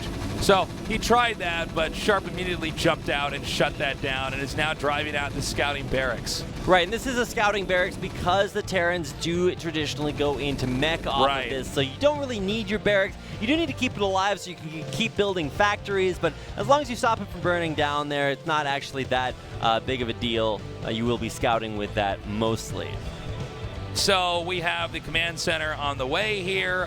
Sharp, I gotta say, is just handling everything very nicely. So he actually puts the Marines under the tree. That's intentional. First of all, you're a little bit more likely to miss if you're firing at something that's at a tree, but also you just might not see them, right? Right. The artifacts, the way the pixels work is a little bit different, but like you said, and of course if you guys have ever watched the movie 300, you know you're supposed to be fighting in the shade. On a day like this, especially in Seoul, I would appreciate fighting in the shade. I'm actually almost done with summer, man. It's gotten so hot out here. Well, it goes from like monsoon season where it's raining all the time to where we're at right now where it's just hot all the time. So this is actually one of my theories. This is like my Malcolm Gladwell theory on why Korea is so good at games. Is like I think the weather is just generally not that great in Seoul. Well, if that were true, everyone in Canada would be pro gamers, man. Yeah, but if you think about it, a lot of the colder regions in the world tend to be better at esports. Sweden's another example. I mean, seriously, right? Like, so we actually got Oregon coming in here right away, and he's actually going to be able to bust the ramp here. Oh, my God. And that command center's not going to be able to finish. Now, there's a mischance up the ramp, but I'm not sure that's going to be enough to save. It needs to micro those Marines. They both died to SCVs. Okay, wait, he's doing a really good job of about taking out these SCVs. He wants to avoid the tank and just try to kill off more workers if possible. We could see a little bit of cute Vulture micro here, but he lost a Vulture and 2 Marines to just SCV auto attacks, so maybe some better micro could have been accomplished there, but either way, a nice hold by Oregon. So he's going to get the tank out or here. Sharp. Yeah, that's right. And he's trying to finish his command center. Now, this game has been a little bit of a slugfest, right? Like, Oregon's been in Sharp's face for a good amount of this, but I think Sharp's actually handled a lot of it quite well. So they're both going to, I think this game's going to equalize to a certain degree. Now, Sharp, interestingly, is actually going to do a counter push here, and this is pretty smart because there are only Vultures here, and tanks are just going to beat Vultures. These Vultures don't even have spider mines yet. Oh my god, yeah. So Vultures are super great at harassment, so when you do see tanks out, you don't want to fight them head on, you want to find some way to circumvent them and get into the mineral line. And that's exactly what he's doing, but the Vultures actually might be too far out. This is going to be interesting. Now, the tanks are going to come right in here. No mines yet, like I was saying. Now this barracks positioning is actually really huge. What you want to do is siege up these tanks, or even unsiege, position the barracks over them so they can't be clicked on and targeted. However, it looks like that's actually just more of a forward scouting barracks to keep an eye on what Oregon is doing. I was going to say, if he could actually force the command center lift, I would actually land the barracks on the low ground. I actually don't think he has siege mode yet either. No, but that's okay. He doesn't need siege mode that badly right now because it's just the Vultures. But the Vultures have speed. They do not have mines, because one thing that you want to be careful about is when you have these tanks out here, are they going to be able to get back home, you know? So right now, Sharp is sending out some more of his own Vultures here. Getting a good catcher, takes out that one Vulture, and he can actually send these northbound if he wants to and have a pretty solid engage. Okay, now tanks do beat Vultures unless there's a million of them, and that's exactly what we see right here. So many Vultures, they are able to take out one of those tanks. However, a higher Vulture count for Sharp means that he will win the Vulture on Vulture action war. It does look like that's what he's trying to do, but pushing too far forward, we'll see if he overextends. And he's sending out some more SCVs of his own here. He actually gets a surround there on that one tank. And this is a great hold here by Oregon. He looks like he actually will manage to take out that tank, and that will ultimately cause this rush to end. He actually leaves those SCVs to finish off the 2 that. That was actually pretty cool. It's like you have your civilians with like little hammers and brooms beating on this armored tank, and they finally take it out somehow.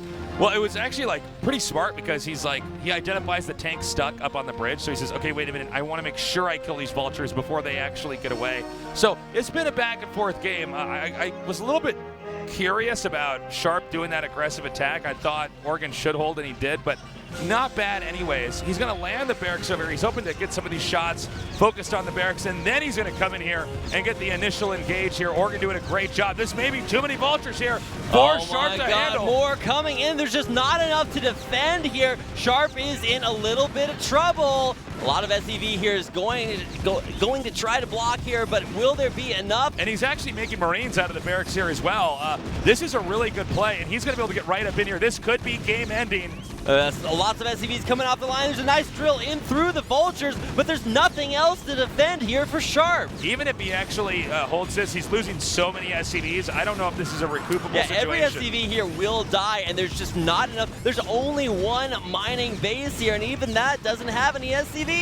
And if he's planted some mines over here, now Vultures don't set off spider mines, but tanks do, and you actually need a tank or two in this army. And you know, it's just like it's always been in StarCraft. If you get enough units over that factory, everything's going to die. And there it is, GG. Everybody is 1-1 so far. Nobody has escaped into the later part of the ASL. That is right. Oregon or Piano is our winner, and that does mean that we will reset right back to the beginning. Everyone 1-1 tonight here at the ASL. Sharp, you know, he seems a little bit shaken by that, and I can't say that I blame him. I mean, that was a good maneuver there by Piano. He actually immediately identified, okay, wait a minute, you've been a little bit too aggressive. Lands that barracks because that turns the Vultures, and they shoot that initial volley onto the barracks. Then he can come in and, you know, Vultures versus Vultures, they kill each other quite quickly. So it's kind of like with Speedlings, where it's like whoever got that first initial good engage, it can snowball the battle. He did a great job, and that cost him the game. We're going to go to a short break. When we come back, we'll go to the reset and continue on with our tiebreaker match in tonight's ASL.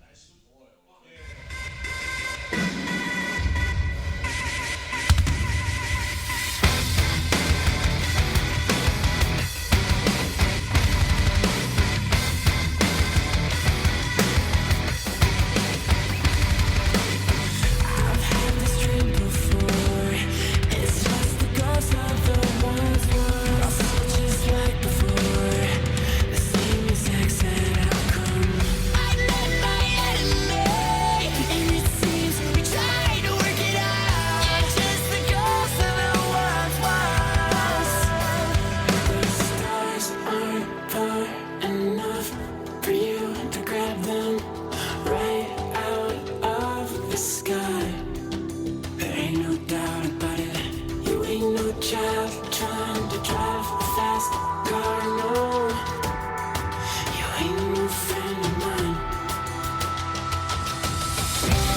Nobody seems to feel the truth more than me.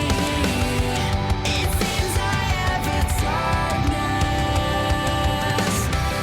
but I can leave it all behind if you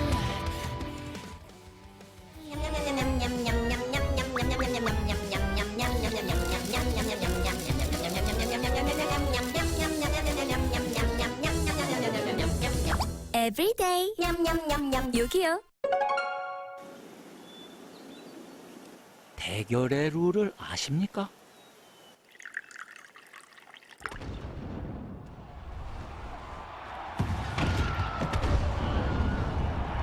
승리한 자는 패배한 자의 트로피를 뺏습니다. 그리고 그의 자존심까지도.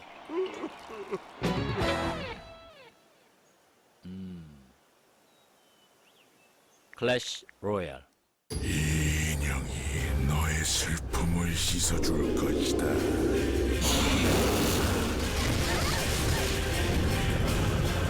RPG의 검은 획을 긋다. 크라이. 내 뒤에서 먼지나 먹으시지. 기분 째지는데?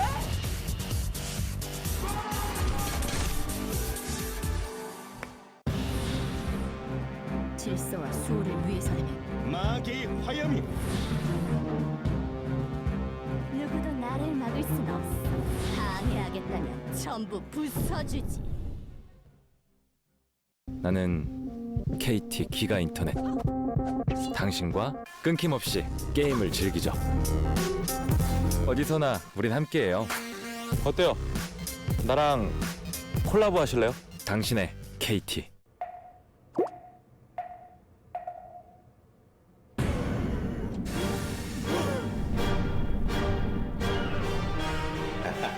치고끼는 역시 대달통. 배달의 힘 배달통.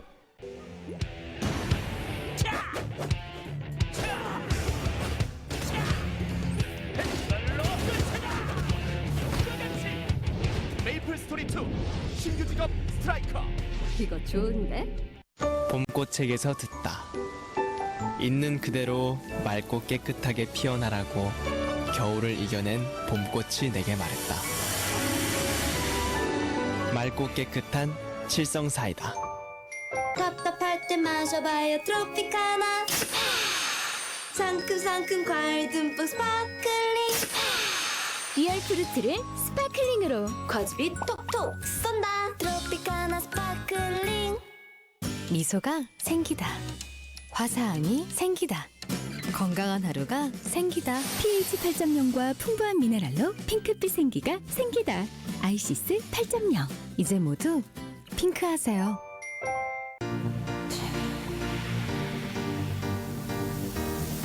스타일 상쾌하면 되는 거야. 상쾌함의 높이가 다르다. Stylish Sparkling Water 롯데 트래비. 메신저의 혁신입니다. 이런 실시간 라이브 움짤 기능은 지금 스노우웹에서밖에 없죠. 굉장히 많은 팬분들이 영상 메시지와 메신저를 보내주고 계십니다. 아프리카 원탑 역캠답게 이설이라고 메시지가 왔는데 길 가다 만나지 마라. 길 가다 만나지 마라고. 느낌 있죠? 리본 하나 찬 다음에 딸랑딸랑 고양이 섹시합니다. 외쳐 스노우. 라마. 오호, 물로 지금 거의 뭐 수분을 그냥 갖다 들이붓는 것 같아요. 자, 바른 쪽과 안 바른 쪽입니다. 차이 보여드릴게요. 내가 발라봤는데 개편. 앞으로 그냥 나도 찍어 발라야 될 것 같아요. 잘 봐요. 자, 이렇게 깔끔하게 아래쪽만 다듬어도 선이 딱 살아있잖아요. 선 라인 자체가. 잠깐만. 이런 느낌이구나. 허허. 오늘 여러 가지 제품들 올리브영에서 제가 지금 제품을 받아서 사용을 해봤는데 굉장히 좋은 것 같아요. 올리브영 제품이 짱인 것 같습니다. 네, 아프리카 TV와 함께하는 킹덤 스토리 연애의 신. 이거 사극을 찍는 것 같아요. 정말 안 어울립니다. 약간 왜소하고. 맞아요. 위초고 3국 대결. 장비! 나이스! 나이스! 나 나 심쿵했어. 17,800. 와, 군주는 무릎을 꿇을 수 있어요. 아, 뭐야 이거 어떻게 먹은 건데? 저에게는 간호 장비 같은 존재입니다. 진짜 유익한 게임이니까 여러분들 진짜로 많이 해보셨으면 좋겠습니다.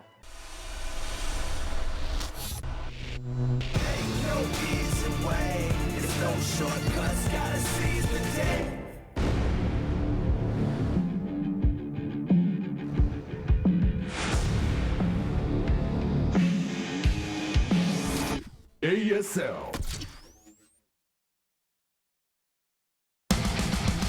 All right, we are back here at the ASL, and we're all tied up in the tiebreaker, so we got to start over from the very beginning. We got to go back to Hune versus Sharp. That is very true. We will get a repeat, which means we have some immediate history to talk about. The last time these guys faced off, Hune's carriers did not work out. I think if Hune avoids carriers, like for instance, this map is going to be Overwatch. I think if he avoids carriers, he's okay.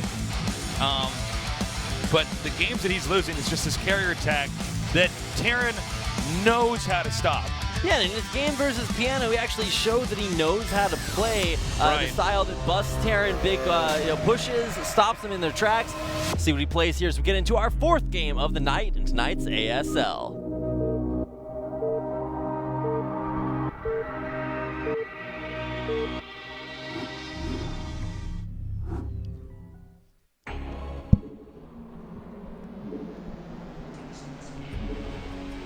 Okay, down here in the bottom right, one of the only Protoss players in the ASL, it's Hune.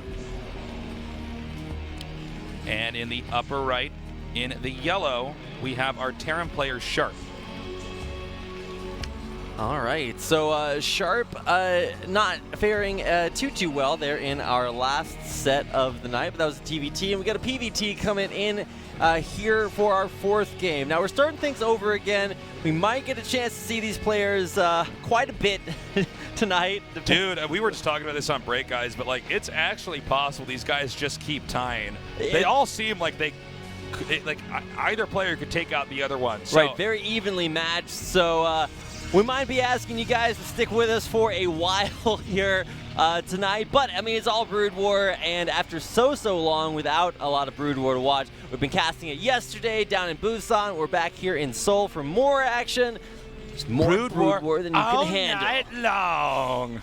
Oh my god, it's like that Power Thirst video about just how much you can possibly have of something. Well, there's just about that much Brood War. No, seriously, we could tonight. end up casting like over a dozen games if these guys keep tying. But let's see. I mean, fatigue is another big factor. We don't really get to talk about this that much in the Brood War in 2016. But yeah, I mean, it's pretty exhausting to play both TVT and PVT on both sides. I mean, they're very long matchups that require a lot of patience, a lot of calculation. So we might just end up seeing who's got the that MLG tournament ability, like, you know, MLGs where it's like we have 15 hours of games in the longest brackets. Like, we might have one of those nights here tonight where they just keep tying it up. Now, real quick here, neither player's scouting. That's interesting. Gotta save those minerals, man. Oh, you actually mentioned it because you start off with so many fewer workers that even if when you do scout, you actually lose a sizable % of your overall income at that point in the game. It's kind of funny how it works out. So, like, you know, right now in Legacy of the Void, you get a lot of workers right at the start. So you're immediately able to do a lot of mining. Now, the workers in Brood War mine slightly more than the workers in StarCraft 2. But you start out with less of them, so it's like a much bigger deal when do you send out that scouting unit. And we see Terran is going to be the first to scout. Hune's doing, this is actually something White Raw and Noni would do a good amount of, where they just don't scout. They're just going to stay back, and they're kind of okay with Terran doing whatever. They're just interested in getting an expansion and a robo up here and playing a much longer game here. In fact, in some cases, we'll see players actually scout with the Dragoon. All right, now actually 2 workers being used to scout here by Sharp just because he was so late on that. You do need to find out what your opponent's doing early because if it is a cheese, you might just actually be so dead. Well, and that's the thing, too. Protoss have a lot of tools at their disposal to punish the Terran. Now, interestingly, we haven't really had many, not like cheese games, not really any like proxies, but that's a real part of this matchup. So I'm interested in seeing if we're going to have Protoss do anything this time around. So far, it looks like Jalen's just going to make Dragoons and then just take a Nexus. It's very middle of the road, very safe, and try to play a macro game.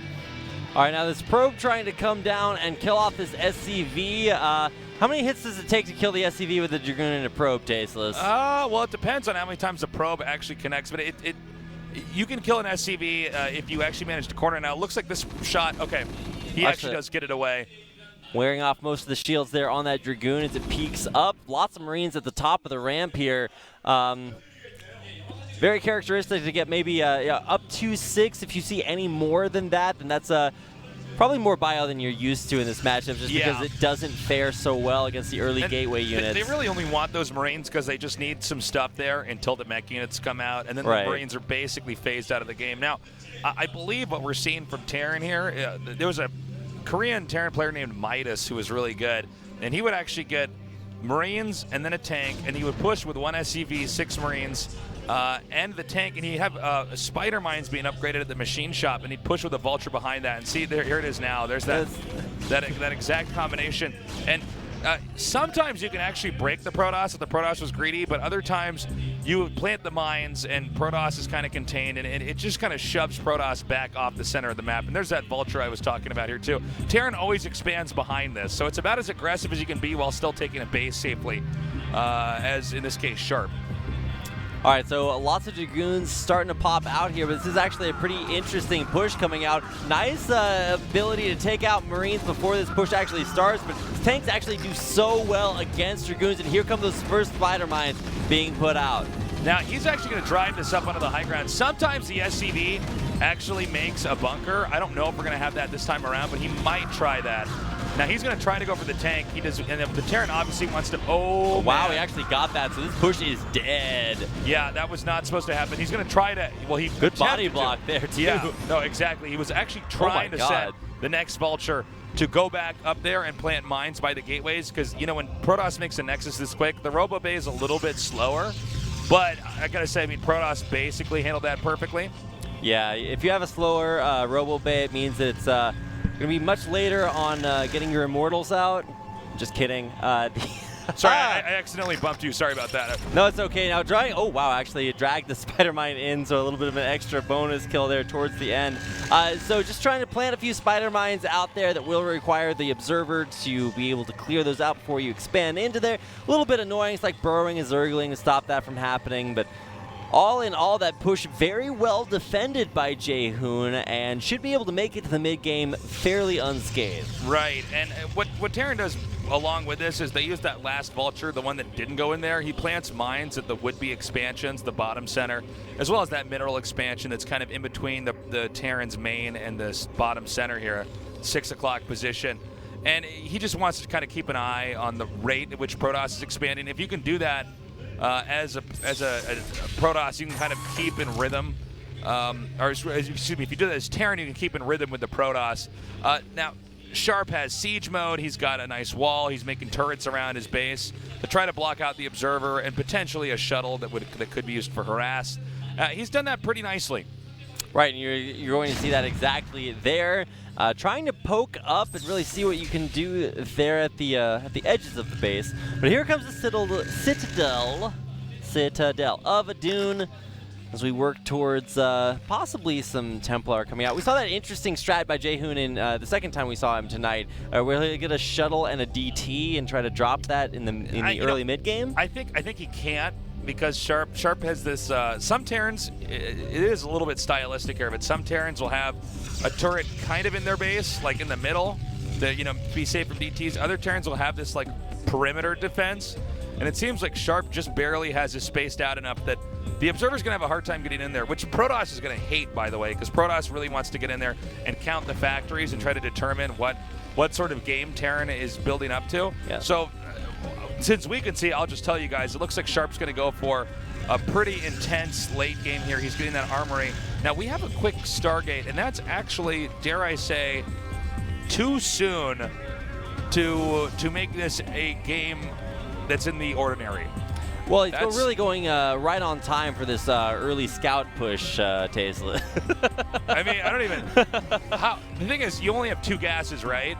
That's like not a lot of gas, and arbiters are almost comical on how much gas they cost. So let's keep an eye on this. Is he just going to get like a very quick arbiter? Well, keep in mind also those mines placed at these expansions means that Sharp will know exactly when Jehun tries to expand. I think he's actually a little bit late on his expansion timing, especially since he defended that early push from Terran. So, and this is just me. I mean, I might be wrong here, but I feel like Protoss should have taken a quicker third here. Yep. When they drive that initial push back, that's usually the cue for Protoss to expand again and be comfortable. But instead, he got a shuttle. Okay, now here it is. There is that DT this is like shuttle. What he does. And I was just saying earlier, I'm like, I don't think so. But then he does it. Okay, but I had faith, Tasteless. I knew it all along. Well, I'm just like in touch with these Jehun builds, yeah, man. it's just okay. So let me talk about the DT, all right, and why you only see one. I don't know if there's more in the shuttle, but I believe he just has one. Well, he's gonna warp in more, right? No, I'm just kidding. He's trying to force out a scan. Now I don't know why he's just out of range, I believe. Oh, he's actually gonna get one, if not two. Okay, well. Now he might make one more. So what he's trying to do is milk the scanner for all of its energy, so that when the actual push comes out, the Arbiter and the units underneath it are going to just completely slam the Terran. Yeah, it's actually a pretty cool process. You get the bucket out there, and then as you're milking the scans into it, that makes the Arbiter push a little bit more effective. It's an interesting analogy and a metaphor. I'm not totally comfortable thinking about it, but we do finally see these expansions coming out for Jehun. So, now the weird thing for me about this is it's not the concept of the DT used to try to deplete the scanner. It's the fact that Protoss is just now getting his third base, and this third base doesn't have gas in it. And that's what concerns me. Now, I guess you can have just one Arbiter, and that's enough to really alarm the Terran and make them have to have a scan no matter what. But it just seems like Jehun is... The rhythm in which he's taking bases is, at this point in time, literally slower than the Terran. Terran's going to have his third up before Protoss does. Now, one thing having this mineral-only base is going to mean is that Jehun can produce a lot more just straight-up Zealots, which are good at breaking these Arbiter wall, or breaking these mine walls, but it's actually a decent push coming up here to threaten this bottom 2 o'clock expansion.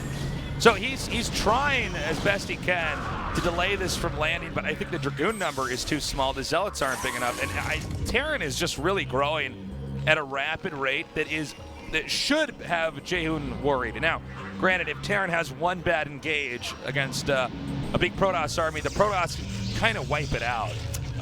Definitely. And our Arbiters obviously make that much more complicated. I mean, you got to imagine, guys, like that cloaked army comes in there. If you don't immediately scan, in fact, even almost scan before the army begins to connect with yours, you can lose like almost everything. Right, because it allows the Zealots, especially if they have legs, to run right up on your tanks, and at that point it's kind of too late because all the splash damage from the tanks is going to kill them anyway. So not or it's going to help kill the tanks as well if they do get on top of them. So here's what's weird about this, right? Protoss is on 3 bases, Terran's on 3 bases. Terran actually has a very good push proximity here. This is like not a long distance for mech to travel. And Protoss is going to have to expand again. I don't know when that moment's going to be. Well, it should be fairly soon, unless he just wants to get out as many, or wants to max out here in anticipation of the Terran push. But it doesn't appear as if Sharp is going to push immediately or anytime soon. So, good time for an expansion. We'll see if Jehun goes for it. Now, Jehun is probably going to wait for +2 attack and maybe +1 armor before he does anything. I'm sorry, Sharp is rather, right. not Jehun. Jehun is obviously banking on his stasises being effective, but I don't know, man. Every time I try to reanalyze this game, I like Terran's positions a little bit more. Granted, that could be turned upside down if Protoss has like these money stasises. Stasi. I think it's uses of stasis. I think it's Stacy. No, yeah, let's see what he does. But just from my knowledge of the way this matchup's supposed to be looking rhythmically, I don't like the way that Protoss play this. I'm very intrigued by the quick Arbiter, but I feel like if you're going to get a quick Arbiter, do it while you're getting a third base that has a gas. Holy cow, look at all of these turrets coming up. Well, it's smart because he knows he's ahead. He's just, maybe a good recall could mess him up, but beyond that, not much. So he has this shuttle that's full of Zealots, and he may actually try to do a maxed out bust here. Let's see if that would actually work, though. Right, so Terran is super turtled up back at home. This isn't just a turtle, this is like a Blastoise back at home. Not a lot to deal there, but just one cannon is not enough to deal with this Vulture run by. Yeah, this is kind of crazy, but this is something Terrans love to do, is they just suicide the Vultures in. And look, he got all but 3 probes. I actually thought he was going to kill everything, and I'm like, wait a second. Yeah, me There's too. no detection there. No, I mean, if he didn't get that cloaked, he actually would have killed everything. It's right, and you don't want to scary. scan there because you do need to save your scans for this upcoming Protoss push. Now, he's doing it again, man. He's switching into carriers. Oh, my God. I don't know about this. Maybe this is player specific, that he knows that this well, is that's what's weird, right? Like, the games he doesn't do, he wins. Now, we've had some games that are on much more congested maps where carriers are a viability. And by the way, guys, when we're like being critical of him going carriers in some circumstances, in some games, is absolutely fine. But on this map, it doesn't seem like it would bode well. Now, granted, they're not in cross spots. I think that would be even more disastrous. But he's kind of hinging on the fact that he techs into Arbiters, and then he's going to switch tech, and he's hoping to pull the rug out from under Terran and get an auto win. And carriers are always supposed to be a surprise. If your opponent knows the carriers you're becoming, then they'll just have Goliaths ready for them. And in our first game, which this is a repeat of, Sharp actually did have out a decent amount of Goliaths before he even knew the carriers were coming. Now, if he doesn't have any Goliaths now, the reveal might actually be pretty impactful, but still have yet to see exact. I haven't seen the fleet beacon. No, he got it. He got a fleet beacon. Okay, there's one back there. So yeah, these will be carriers coming out.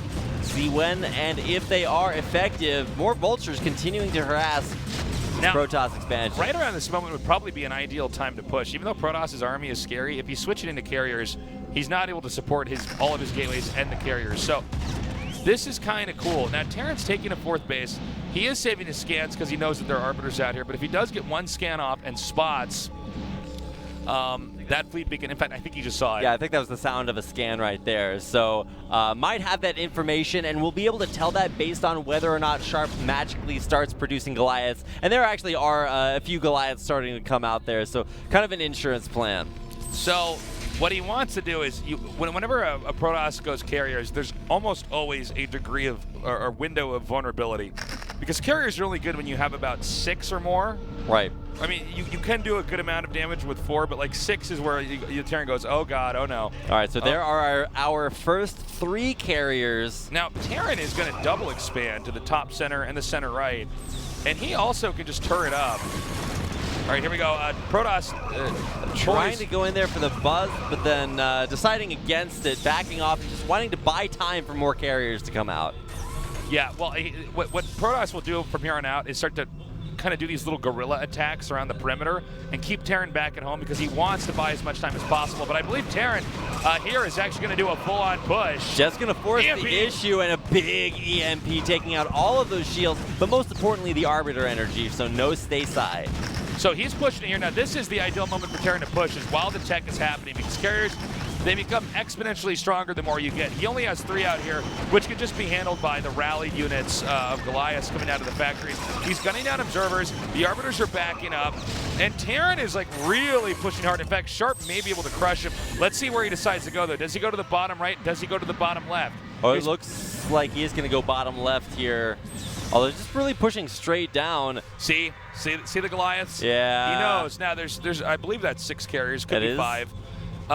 But he might have enough Goliaths that you don't even have to target the carriers. You just put them on hold position, and they just completely obliterate all of the interceptors. Now, a few of those Goliaths actually did get stasis, but we'll see if there are enough interceptors. It does appear as if there are quite a few. Will they be able to take out these Goliaths in time to make these carriers effective enough? If you're good at controlling carriers, and there really is an art form to this, you can continuously run away while you're attacking. So the carriers are not ever actually taking damage, and the number just continues to grow as Terran is like just trying to maintain a balance.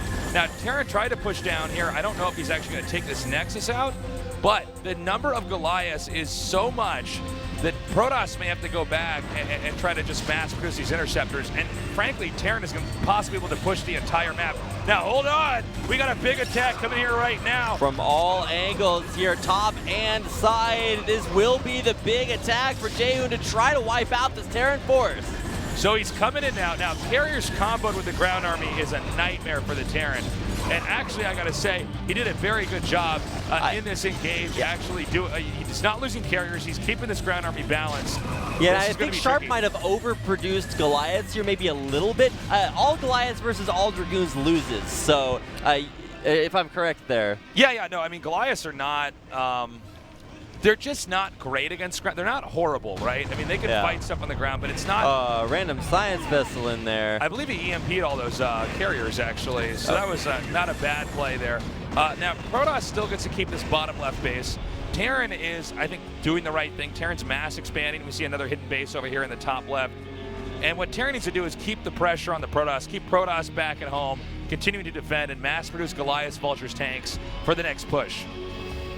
Okay, so we've defended and evened things out, at least for now, but what's the next move here? Lots and lots of carriers, and I think that might actually be 8 carriers now. Carriers actually take so long to build, and actually, whoa, that's actually more like 9 or 10. We know he's super committing here because he's got 2 cybernetic scores, so he's getting air and attack and armor. So he's going to come in here. If he can pick off this base, Terran might be forced to try to attack around this, but I actually say this is enough carriers with the ground army. He might be able to just try to kill the Terran. Yeah, this isn't just carriers, it's carriers plus, and one of the big strengths is when they are comboed together. Lots of interceptors there, backed up by this big ground army. I don't see any arbiters immediately with this force, but I'm not sure there are enough Goliaths there to defend. So he's going to send these Vultures up here. This is a smart move. Sends the Vultures over to these expansions to try to keep the probe count low. But Terran is going to have to push back this attack. Already this base being wiped out here, and he's got Psystorm here. Oh my god. That's great against everything, but of course Goliath is just like storming Hydralisks or something. In fact, he might be able to take this game here. Okay, now Scan will scout out the High Templar, but those Goliaths are clumping up quite a bit. A successful Vulture harass down there at the bottom. First Storm coming out is not that successful. Okay, he's going to get this barracks. That means the factories can't be made for a little bit. Definitely something to keep in mind. I don't know if Protoss can push much further. Now, the problem with carriers is that you're kind of attacking in these different locations very slowly. You're maneuvering around the map, trying to shut down bases, but the mobility is going to be on the Terran side. Terran can start to expand other places, and that's why whenever you first reveal your carriers, if you're going to try to go for a kill move, it's like a real chess game of moving the carriers through all the exact proper locations for offense and defense to try to disarm the Terran. Now, it doesn't seem like Jaehoon's going to do that. Jaehoon's just trying to mass up here. That is so many. That might even be more than one control group of carriers. Probably not, but there's just actually so many. I think he's probably got like 10 or something there. I mean, he's getting to that point. Now, they take up a lot of supply, and just judging from the movement, I think it is still 1. But as you can see, these interceptors don't really get picked off. The carriers can actually trade incredibly effectively against the Terran. Yeah, and with Zealots coming in there, trying to drag mines on in. That is way too many interceptors for that number of Goliaths, even with a lot of turrets on the ground. There's only 1 missile at a time. This might just do it. Lots of Templar there as well. I didn't catch any side storms coming out of them. See if those are enough. So he's actually, now ideally he wants to try to snipe the command center. That's always the play that you want to have there. He's got the Psystorm over here. I just don't know if Terran can actually get under this and fight this. Even if it's like, just like I was saying, 4 Dragoons and a Zealot or something like that, that still complicates the Goliath's engagement with the carriers. He's going for the command center snipe. He might, in fact, even try to dive into the main and start just wiping out the factories. There's 2 command centers there as well. That's true. The floated one from the 3rd or 4th there as well is not going to last very long. So many interceptors, and it is dead. So one other thing he can do, if he actually wipes out enough of the command centers, that means there's less scanners, which means he can start to send little DTs here and there to these other mains and start to pick stuff off, because we don't see a scanner there, we don't see a scanner in the upper left. Now, granted, Terran could make one, but I mean, when the action is heating up like this, it's pretty tough. There's actually just so many interceptors that I don't know if Sharp even has time to produce that many Goliaths in order to deal with this. Well, he might be able to hold off the Terran, but... Oh my god, that's so many Templar. Wow, look at that. He's going to get a bunch of Archons. So he's just getting anything he can put underneath this. Now, Protoss has almost no supply for anything but these carriers and some probes and like a High Templar or 2. But let's see if he can actually continue to hang on here. It's going to be only mass Goliaths. Now, the Zealots and Archons are going to be great against that. So he's going to come down over here. He's driving back those Vultures. I don't know, man. This is actually pretty impressive by Jaehoon. Those are hallucinated carriers there as well. Wait, did he? I believe so. No, I don't think they are. Some of them are different colors than others, so they're either cloaked by an arbiter, in which case they'd all be a different color, or half of them just decided to go out and get a tan. I don't know. I don't know if those are hallucinating. I mean, I might be wrong. See, there's a DT I was talking about. You want to send these DTs out like this and try to hit these different locations, because this is one thing Protoss can do, because they're not that mobile. They can start to harass here, and we already see he's making a scanner here. Meanwhile, this attack's coming up here. Now, there are so many carriers. Okay, those probably weren't actually hallucinated. It's just like the weird way that shadows work on Hune. Yeah, that's what it is. It's the shadow that looks like one carrier is above the other one. I'm not used to these updated graphics here. Right. These 19, 18-year-old graphics from a game this ancient. So, Protoss is actually going to go for it. Now, this may be questionable because there's enough on the ground here that they can start to melt this, but the combo with the carriers may be too much. Okay, Archon's up in front to take most of the damage. It is causing the Goliaths to shoot the ground units, the Archons, and not deal with the interceptors. So, as long as the carrier ball is staying big and healthy, Protoss can continue to lose some of their ground. Those Archons actually worked so effectively, not just to deal damage, but to keep all of these interceptors safe. You know all what? of those are taken out, and that's GG. Okay, technical carrier play. He just kept massing it up. I really like what Hune did there. He's won his first game. If he wins his next one, he's out of this group. Moving on deeper into the ASL. All right, so that is what it looks like when carriers work, and a great way to end it, showcasing the ability to short-circuit the Goliath AI, keep the interceptor safe, build up that critical mass of carriers, and go in for the kill. So that was pretty cool. I don't know if Jayun's going to do that the next time here. Problem is, the more you use carriers repeatedly in games that your opponents are watching, the more they can predict it, and therefore they can try to do some kind of time and attack, get in there and kill you. So, he's still got another, TVP to do here. He's going to have to mix it up a little bit. He might even want to proxy or do some kind of cheese in the next game. All right, that game looked a little bit like a pet shop, lots of carriers everywhere, and what was inside was victory. And that's what Jaehoon's going to have going into his second game coming up immediately following this. Lots of games here tonight at the ASL. We might be here all night, man. We don't know. Tell your friends to join us. We're going to go on a short break. There we go. In for just a few minutes, so stay tuned. We'll be back in just a little bit.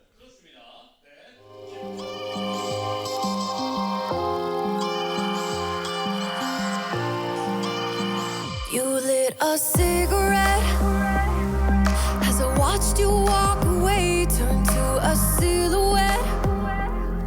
But your words will never fade. I know I'm yum yum yum yum yum yum yum yum yum yum yum yum yum yum yum yum yum.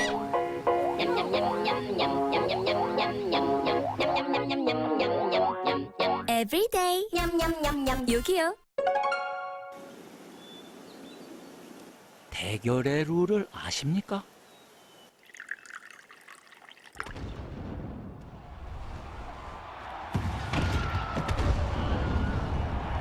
승리한 자는 패배한 자의 트로피를 뺏습니다. 그리고 그의 자존심까지도.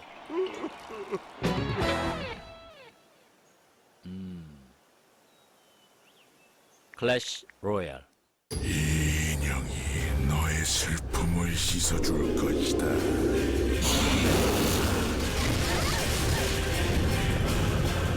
RPG의 검은 획을 긋다. 크라이. 내 뒤에서 먼지나 먹으시지. 기분 째지는데?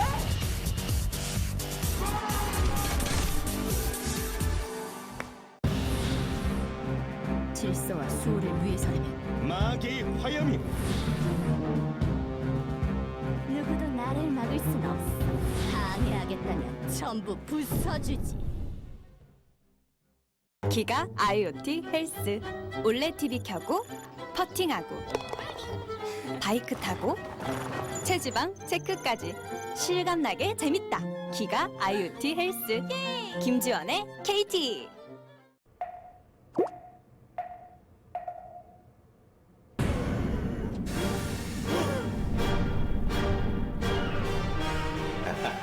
치고끼는 역시 대달통. 배달의 힘 배달통.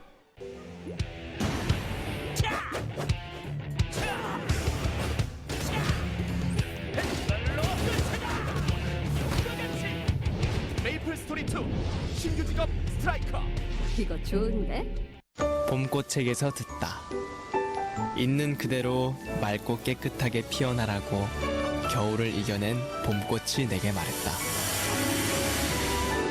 맑고 깨끗한 칠성사이다. 답답할 때 마셔봐요 트로피카나. 상큼상큼 과일 듬뿍 스파클링. 리얼 프루트를 스파클링으로 과즙이 톡톡 쏜다. 트로피카나 스파클링. 미소가 생기다. 화사함이 생기다. 건강한 하루가 생기다. pH 8.0과 풍부한 미네랄로 핑크빛 생기가 생기다. 아이시스 8.0 이제 모두 핑크하세요.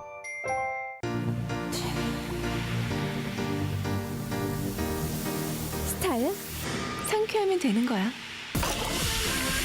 상쾌함의 높이가 다르다. Stylish Sparkling Water 롯데 트래비.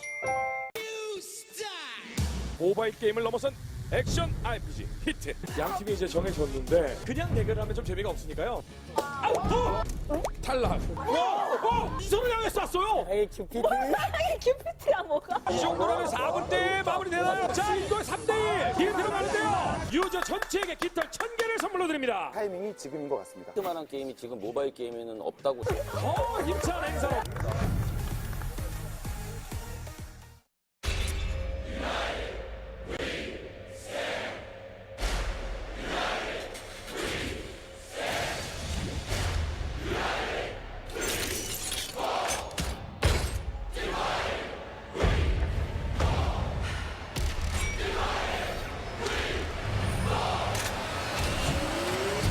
You chose the wrong side.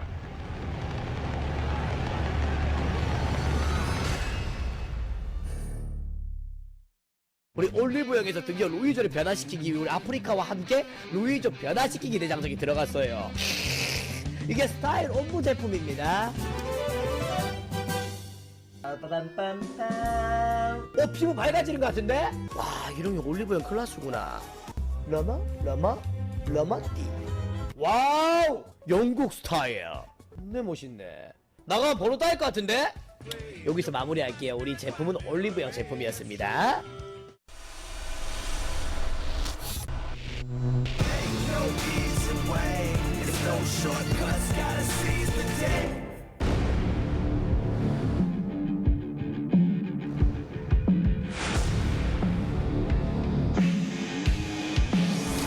ASL.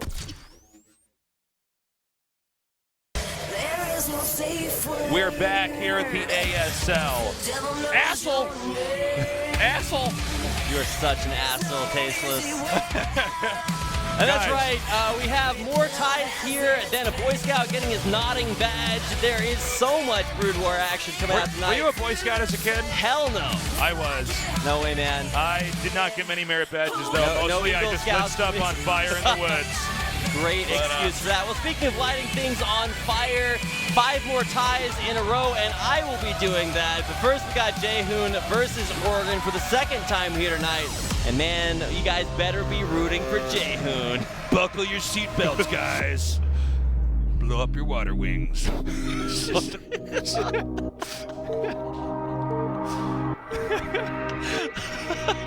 Put your helmets on. Because this is a construction zone. Get your elbow pads on, boys. Oh my god. All right, let's do this. Another PBT. In the bottom left, in the purple, it's Hune. In the upper right, we got cross spawns this game. We got Piano, also known as Oregon. I still can't believe those are supposed to be Oregon keys with the open brackets next to it. I think that's what he's doing. That is actually pretty cool. Still, probably a bad marketing decision to change the name from Piano when he was spending all of that time on. He played for Istro, I want to say, back in the day. I think so. I actually used to play with Piano sometimes. I bet he doesn't know that. It's like, who are you, Tasteless? I'm like, I'm Tasteless. Who are you, Piano? Like, no, he's Organ now. I'm Organ now. But yeah, he's always been a very good player. He can off race pretty well too. Then again, I guess this game's so old. Everybody's pretty good at off racing. You've only had 19 years to practice. Years, like, you know, this is it's like this if you is gonna be can't interesting. at least play more than one race in 19 years, you're Rapid. What are we He's seeing gonna make his here? gate on the low ground. Oh Going my straight God. back to 1999. Whoa. This is like, now this doesn't necessarily mean he's going to do anything aggressive. That gateway can act as part of the wall-in for the expansion. People used to do this like it was a rush, and it would eventually people kind of just deem this like, okay, like your Zealot gets there like 4 seconds earlier, but your gateway's out. It actually was originally used in like PvZ to not great effect, but he's just putting that gateway out there. He might do a little bit of pressure. We'll see. Jehun going to scout the bottom right and presumably then head northbound to the starting location here up Oregon. Now this is cross spawns as well, which means that even though that Zealot is out faster, it will take a longer time to get to the base just because of the starting positions here, and we'll see how this scouting works out. It looks like second time's the charm here for Jehun as he makes his way up to the upper right-hand side of Fighting Spirit. So, is Jehun going to do anything crazy this game? I actually think he almost has to if this keeps going on tonight. You need to, like, just like we all know in StarCraft 2, right? You got to mix in some cheese. And because this could theoretically go on forever as long as they keep tying this up, that could be problematic. Now, Jehun does not seem to be that confident doing any kind of proxies or anything weird like that. But like I'm saying, I just it would not necessarily be a bad idea. Now, it doesn't look like this is going to be anything too crazy. Yeah, like you said, multiple games against the same players are like a good macaroni dish. You got to mix in some cheese to make it good. But Nice. at least tonight, I looks wish like I thought of that. That sounds like a tasteless quote. That's good. Look at you. Look at you making tasteless quotes. it's as if I've like watched you for 10 years or something casting StarCraft. Long time, man. All right, so here comes this early Zealot from that low ground gateway up into the base along with a probe. That probe, of course, great with the Zealot because it helps you two-shot things that you both hit. Okay, he gets through. That's bad. That's bad for the Zealot. Yep. Turns out Zealots cannot maneuver their fat bodies through that tiny choke the point. body blocking is real. Oh my God, so great. The Zealot is not making it out alive. Saving Private Zealot is not going to work the same way as the movie. He actually did a really good job locking the Zealot in there. So we have the Cybernetics score coming here next. Second gateway, he's going to get a Robo next. And this game should normalize. You know, Terrans have got... Wait, what? What? Okay, that's transferring, right? Right? No. No, that's not. There's no base down there. He's just going to kill him. What? Somewhere the ghost, bit by bit, is looking on I know, fondly. I was going to say, Marine King, like, just... Marine King is warged into his body, and he's going to... So this is, like, not exactly par for the course, but I guess you could do this because he killed the Zealot. Now, those probes are transferring to the natural here, but there might just be too much coming. And now here we go. The Zealot will scout the Why SCVs. is this vulture not moving? No! He needs that in the push. Oh, look at you. He's building an engineering base so that the Protoss can't wall off here. Lots of SCVs forward, and this is all in. All right, so this is kind of crazy. Why is that vulture not moving? And it hurts It's my a graphical glitch. It's not actually real, No, Tasteless. I can't believe he did not. Because the thing is, this rush is so cool, but like you actually have need the to have- vulture. Oh, there it is. Okay. The vulture slept in. He's going to make a bunker here. He's going to try to push this. This is kind of crazy, but the fact that vulture's late is But you can't even target the SCV there because there's so many more to build this bunker. It's going to get up. Okay, he gets... Now, the other problem is that... Okay, he actually gets one of those Marines, which is pretty huge because that's less damage coming out of the bunker. He's going to move this back. Move it back!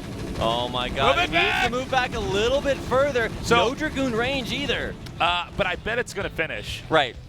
This is my tasteless senses are tingling here. He actually has to go for the jugular. He's got to go for it. He's going to have to pull the probes here as well. So probes coming out. They are actually going to drill right through on top of those Marines. Some decent damage done. A lot of Marines taken out, but these vultures are getting probe kills. Okay, but I don't know if this is enough kills here because Terran's not making the command center along with this. Oh, that was really good. Whoa. That was actually sick. He ran that Dragoon in there and got the mine to connect with the other vulture. I mean, the mines can do friendly damage as well. By the All way, right, now guys. here is Dragoon range finally finishing. So, good job. Guns down the mine. So, that means this bunker is going to go, and I think this tank is going to be just a little bit too late. I'm not lying, guys. Had he said that vulture, I mean, it wouldn't mean that he would have won the game, but it would have made a pretty big difference here. Oh my God, good job. Wow. Uses the Zealot to drag that in there. Hune is looking pretty godlike here. So here's the dilemma right now for Terran. There's no command center. Right. There's no command actually center. no follow-up to this. He actually lost more SCVs than he killed probes. Now, the idea was cool. I like the eBay block. I like the bunker. But that's scary because Protoss did not even, in fact, lose that gateway. Protoss is going to have been mining from another base for too long. And frankly, dude, boys and grills, I would make a shuttle with 4 Zealots, and I'd do what we call a Bulldog. That's the name of the strat. If you played a lot of Brood War and you played Terran, it's definitely an ability you've had to deal with. You get a shuttle, you get an observer as well, of course, but because the Terran expands so late, what is he getting a second barracks? No. Oh my God. Jeez. And there's the Academy finishing too. No! 1 base bio. All right, guys, where were you the day that a Terran player went bio at the ASL? You could be, 40 years in the future when you're telling your grandchildren the old war stories about esports. You could be like, I was there the day that Rapid and Taso saw bio. In a PVT, yeah, not common at all. In fact, so uncommon. So he's actually going to do a follow-up timing. Now, there's a really famous game, actually, by the top German player, Fisheye, against the top Korean at the time, I Love OOV, and they were tied 1-1. And I Love OOV, or some people call him I Love OOV, he did a 1 base 3 racks Stim Marine with a tank push, and it was so unheard of, it just ran over Fisheye because he didn't know about it until right when it was coming, and you need a little bit of a different composition to deal with that. And here it is. He's going to see it right now. Yeah, so he sees the medic and all of a sudden realizes, whoa, that is not the push he was expecting. So he made that shuttle because normally what you want to do is drop on that. Now, he's getting the Stargate. He actually wants to rush into carries. This seems to be like what this guy does. But he should have Zealots in that. What he wants to do is make the tank siege and then run away, and make it siege and run away until eventually Protoss has enough. He just runs over this. So lots and lots of bio, along with a decent number of tanks coming down. But thanks to defending that early push, there are a lot of Dragoons out that could slow this push. So he needs to run when he hears Stim. Yes. You want to let that run out. You want to have the medic deplete all of its energy trying to heal that. Oh! Okay, good job. Good job. Now he's going to back up again. See, he forces the siege. Then he has to unsiege. He's just buying time. More Dragoons are rallying out of this. Now, I don't know why he's actually... Okay, he needs to turn around for sure. Yeah, and definitely need to keep track of this now. This could be a nice flank opportunity if Jaehoon's able to crush this, but a very interesting push here coming in from Piano. Now, right now, Jaehoon's waiting for a Reaver because the Reaver is just... If one Reaver Scarab hits this, he needs to get his shuttle over there too, by the way. Now... He's got the Dragoons out here. Sorry, guys, my mind is racing because I so rarely see this strategy. I'm trying to wrap my head around what's happening. Now there's the Reaver. He's trying to catch the reinforcements with the other Dragoons because, and here it is. So he's going to try to cut this off. Terran's going hard right now. Terran is actually making bunkers. He's going to try to crawl into here. Now the shuttle does pick up the Reaver, so here we go. We need to see good Scarab connections here. How good will they be? Problem is that Protoss already mined so much from that expansion. All right, there we go. He needs to start firing these shots steadily. Terran has to close this out, by the way. That's right. We saw an all-in earlier. He lost a lot of SCVs, so that means that, like we said, no second base here for the Terran. 1 base thing, it not necessarily super viable, but this guy might be super effective. He's going in. The Reaver. The Scarab needs to connect. Okay. Oh my God, there it is. But it's does he have genocide. enough? Yeah, he actually just takes out. However, okay, we don't have a shot of it now. I have no idea if that shuttle and the I think this is over, Tasteless. No, actually, lots of bio. I don't know. I don't actually know if this is over. Oh, okay. Well, that did not work. He needs to drop the Reaver. I don't know if the Reaver was killed, but the thing is, remember, Terran doesn't have an expansion, okay? The bio ball has been killed. This one probe is actually possibly going to get this tank. No, not quite in time, but oh my God! No, the tank stays alive. That's 4 actually HP, huge. 4 HP. He needs to get that next Reaver out here. Two Stim Marines. This is an insane game. All right, now the Reaver is about to pop out here. We should see it any second. Now, he will eventually make a Nexus in the center left, but Terran is committing with his bio ball. Oh my God, this game is so weird. Now he just sees that one Reaver. Where's the Dragoons are going to come out. He needs to target down that tank. He needs to pull his probes as well. Okay, the tank does fall there, so a nice next He needs to round. get that next tank. He gets Oh, it. the tank dies in one shot. Reaver Here's shot! the Reaver! Doesn't actually fire. Yep. All right, that was a little anticlimactic there, but this Okay, here we might go. actually just get cleaned up there. Reaver shot comes down, the tank goes down. So, you guys are seeing why you don't normally get bio, because a Reaver counters is so hard, but you can also see that Jaehoon had to like completely shift gears to stop that. It's, by the way, doing that as Terran is like one of the hardest things ever. I'm actually amazed that in ASL somebody actually managed to even get that far. Now the game's not over because he did crush the Nexus. Protoss is on one base, Terran's on one base, and they're going to be mining out pretty quick. Now he's sending the Reaver out here. He wants to try to intercept and maybe even get some SCV kills because there's really not much back at home. Yeah, no turrets up either, so this shuttle has free reign to go basically wherever it wants. Long-range Scarab, trades that for a Marine, not the greatest there, but running this shuttle in. How Here many we go. SCVs go down? I think there's just like one or two. Okay, very good connects over here. That Marine cannot quite catch up with that. He needs to micro these Dragoons back. Right. Dragoons for the range just get more priority here. Another Reaver over back the at home to Marines. defend. I think Jaehoon might have actually won this game. He just needs to get a Nexus up and confirm that. Now, there's a second Reaver out, so right now it's impossible for him to hit this. Oh my God, another good hit. He's going to go right behind. He could actually. Oh my God, those clubs are so scary. It's like so close. So, yeah, he's making the Nexus. In case you're wondering why he got that Stargate, guys, he might have tried to do a super fast carrier tech, but he's just not going to use it. Right, this is so crazy. There's still no expansion for Terran, so he's got maybe one more good push. Now, how do minerals work compared to StarCraft 2? Like, are there as many in a single patch? You tend to mine out really fast because you can super saturate with SCVs. Right. I actually don't know what the exact minerals are. I'd have to like open up the game and look, but because Terran's so low on SCVs, this is going to be this one final move. He's not mining. Now, see how he keeps the Reavers out here? He wants to fire Scarabs and then pick up and run away. And normally you don't see this many Reavers in a PDT, but that's because normally you don't see bio, right? Right. So he's going to try to come out here. Yeah, Reavers are super good. They're like, I don't know, a little bit like Disruptors, but oh no, needs to micro those back. What's he doing? Needs to pick that up, and he does lose one Reaver. He actually takes out that one Reaver, and he could still possibly bust the Terran. I mean, if you screw up against a Medic Marine, you're in trouble. Look at this, drops right by the tank, and goes for those. He's got so many SCVs going down. Even he's actually just going to fight the tank there. Okay, here we go. Pushing now, out there. Protoss needs to back up. He needs to keep this base life. He has to get a good Scarab shot on the bio. He's getting bio instead of vultures, so you need to have a lot of finesse with this bio, but even then that might not be enough. Is Terran going to be able to break him here?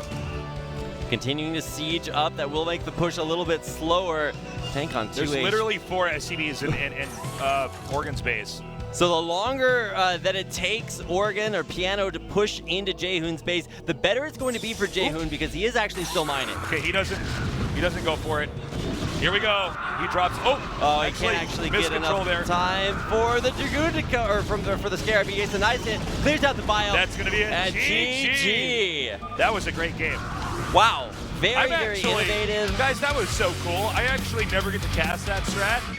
Like, occasionally I tell people, I'm like, there is this thing you can do, and then some jobber like from Team Liquid is like, dude, tasteless, you can't do that. And I'm like, no, believe me on this one.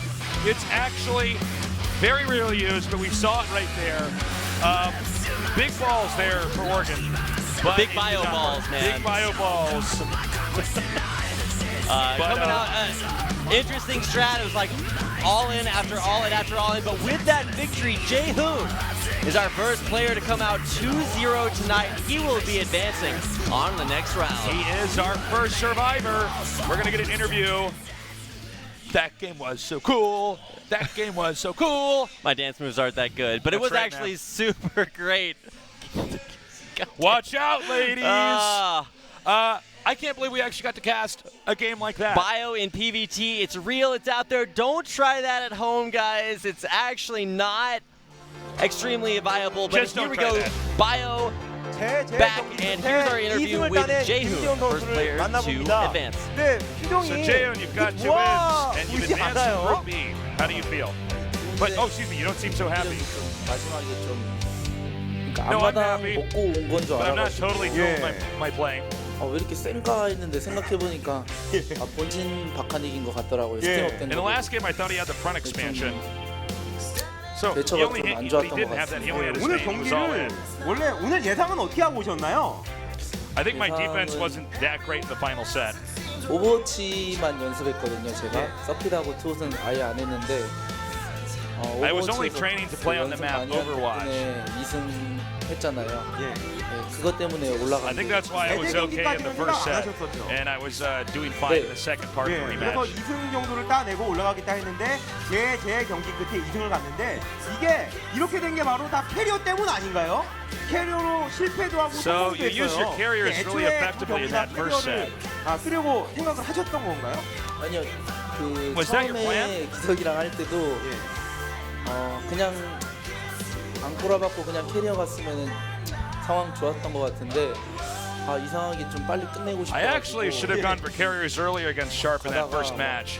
이런저런 실수 겹치다 But 보니 I actually lost too many ground units before I did the tech transition, so that's what cost me the game. Anyways, I was able to pick myself up and play better in the second game. 좀 상황하고 맞지 않다고 저는 생각을 했었는데 어떻게 다시 쓰면서 성공을 하더라고요. 그때는 왜 또 썼습니까? 그때는 일단 안 꼬라박았고 좀 병력 운영만 좀 잘하면 괜찮겠다. So the reason why I went for carriers, even though I lost that game, I had a solid ground army. I felt safe. 승리의 원인인 것 같아요. 그럼 뭐 So because I had a good ground army with the carriers, I was able to kill 생각이 있습니까? Goliath. 캐리어 워낙 또 자주 안 나오는 유닛이라서 보고 싶어 하시는 분들이 꽤 많이 있거든요. 근데 맵이 Do you think you're going to use carriers in future matches? 테란 유저들이 다 너무 테란 맵이라고 하니까 진짜 근데 이겼잖아요. 그러니까 이게 좀 운이 좋아서 이긴 So 거지. I think the current maps are maybe a little bit Terran favored right now. 하지만 마지막 경기에서의 판단은 꽤 좋았던 것 같습니다. 투혼이요? 이겼잖아요. 그쵸. 뭐 침착했던 것 같아요. 마지막에 처음에는 In the second set, Fighting Spirit, I think I was able to be super patient, even though he did that all in. 너무 많길래. 근데 진다는 생각은 혹시 안 했어요? 그러니까 상대 병력이 앞마당 밑에 자리 잡고 올라왔을 때 하필이면 로보틱스가 스타게이트 때문에 막혀 있더라고요. 리버가. 그래가지고 이것 때문에 질 것 같다고. When Azalan came to my main base, I actually thought I might lose this match, but after I was able to defeat the initial push, I was pretty confident that I had the game. 대경기를 끝장내 버렸는데 이제 8강 푸푸전입니다. 네. So now you're playing a PvP in the round of 8. How do you feel about your Protoss vs Protoss? 푸푸전이 차라리. 그래요? 네. Frankly, I think my PvP is actually better than my PvT, so I feel fine against Protoss. 푸푸전은 Okay, how about Shuttle? Is he a player you think you could take on? 뭐 자신감이 느껴지진 않는 것 같은데. He says, I think PvP a lot of times can just be 50-50. 경기를 치르게 되고 뭐 한 경기 잡게 되면은 또 뭐 연달아 이길 수 있겠죠. 자 그러면 이제 이 본인의 방송을 또 많이 봐주는 분들께 이제 자랑 한번 해야죠. 올라갔다고. Any comments to your fans? 8강 가겠다고 했었는데 그래도 좀 16강 조편성 보고. I promise all you guys that are watching, I'm going to advance. Excuse me, I promised you guys I was going to advance to the round of 8, and I was able to keep that promise. I know I didn't perform as well as a lot of you guys hoped today. That only drives me to practice harder. 좀 운이 좀 많이 따라주는 것 같네요. 그래서 8강 갔으니까 좀 많이들 좀 찾아와 줬으면 좋겠고 그리고 제가 I think I was a little bit lucky today, but next time you guys see me, I'm definitely going to be advancing with pure skill. 좀 아프리카 대회인데 이거 저만 베스트 BJ 아닌데. Also, I want to ask you guys to watch a lot more of my individual streams on AfreecaTV. I want to become one of the biggest streamers. 프로토스의 숫자도 적은데 ASL을 대표하는 프로토스가 되겠으니까 이제 베스트 BJ 달라 이거 아니에요? 꼭 주세요. 김기훈 선수 열심히 하고 있으니까요. 그럼 다음 경기에서 꼭 승리를 하고 베스트 BJ까지도 될 수 있었으면 좋겠습니다. 자 이렇게 인터뷰 마무리하고 So they're just discussing the streaming more here. 들어가십시오. 수고하셨습니다. 이렇게 인터뷰 And that's going to do it. 마치겠습니다.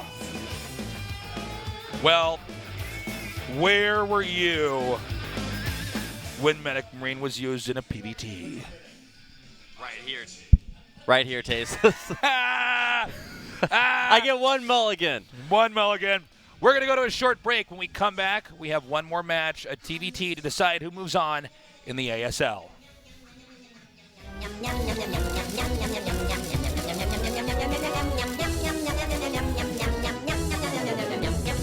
Every day. 요기요. 대결의 룰을 아십니까?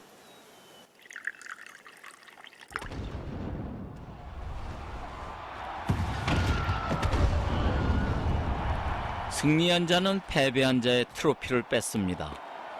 그리고 그의 자존심까지도.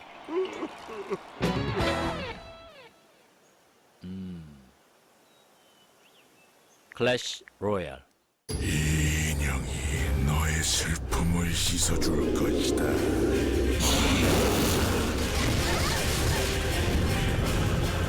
RPG의 검은 획을 긋다. 크라이. 내 뒤에서 먼지나 먹으시지. 기분 째지는데?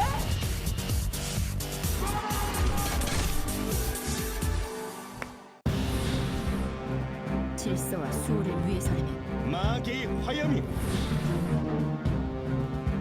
누구도 나를 막을 순 없어. 방해하겠다면 전부 부숴주지. 나는 KT 기가 인터넷. 당신과 끊김없이 게임을 즐기죠. 어디서나 우린 함께해요. 어때요? 나랑 콜라보 하실래요? 당신의 KT.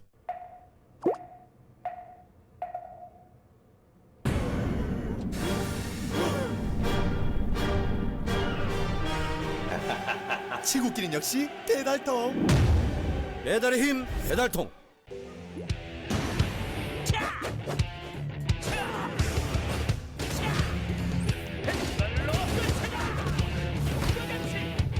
메이플 스토리 2 신규 직업 스트라이커. 이거 좋은데? 봄꽃책에서 듣다. 있는 그대로 맑고 깨끗하게 피어나라고 겨울을 이겨낸 봄꽃이 내게 말했다. 맑고 깨끗한 칠성사이다. 답답할 때 마셔봐요 트로피카나. 상큼상큼 과일 듬뿍 스파클링.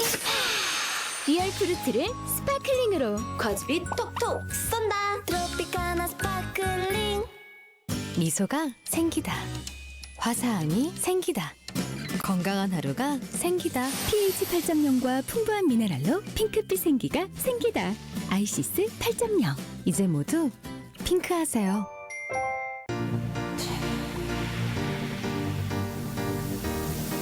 스타일? 상쾌하면 되는 거야. 상쾌함의 높이가 다르다. Stylish Sparkling Water. 롯데 트래비. 메신저의 혁신입니다. 이런 실시간 라이브 움짤 기능은 지금 스노우웹에서밖에 없죠. 굉장히 많은 팬분들이 영상 메시지와 메신저를 보내주고 계십니다. 아프리카 원탑 역캠답게 이설이라고 메시지가 왔는데 길 가다 만나지 마라. 길 가다 만나지 마라고. 느낌 있죠? 리본 하나 찬 다음에 딸랑딸랑 고양이 섹시합니다. 외쳐 스노우. 라마.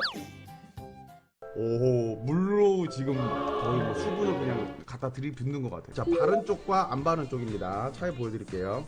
내가 발라봤는데 대표는 앞으로 그냥 나도 찍어 발라야 될 것 같아요. 잘 봐요. 자, 이렇게 깔끔하게 아래쪽만 다듬어도 선이 딱 살아있잖아요. 선 라인 자체가. 잠깐만. 이런 느낌이구나. 허허. 오늘 여러 가지 제품들 올리브영에서 제가 지금 제품을 받아서 사용을 해봤는데 굉장히 좋은 것 같아요. 올리브영 제품이 짱인 것 같습니다. 네, 아프리카 TV와 함께하는 킹덤 스토리 연애의 신. 이거 사극을 찍는 것 같아요. 정말 안 어울립니다. 약간 왜소하고. 맞아요. 위초고 3국 대결. 장비! 나이스! 나이스! 나 심쿵했어. 17,800원. 와, 군주는 무릎을 꿇을 수 있어요. 아, 뭐야, 이거 어떻게 먹은 건데? 저에게는 간호 장비 같은 존재입니다. 진짜 유익한 게임이니까 여러분들 진짜로 많이 해보셨으면 좋겠습니다.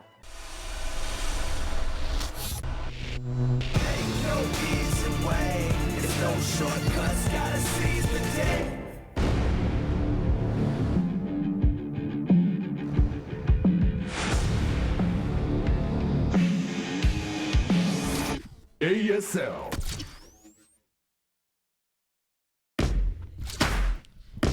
Only one slot remains to move on in the ASL. It's going to come down to a Terran versus Terran. By the way, excuse me, I'm already getting hoarse today here, man.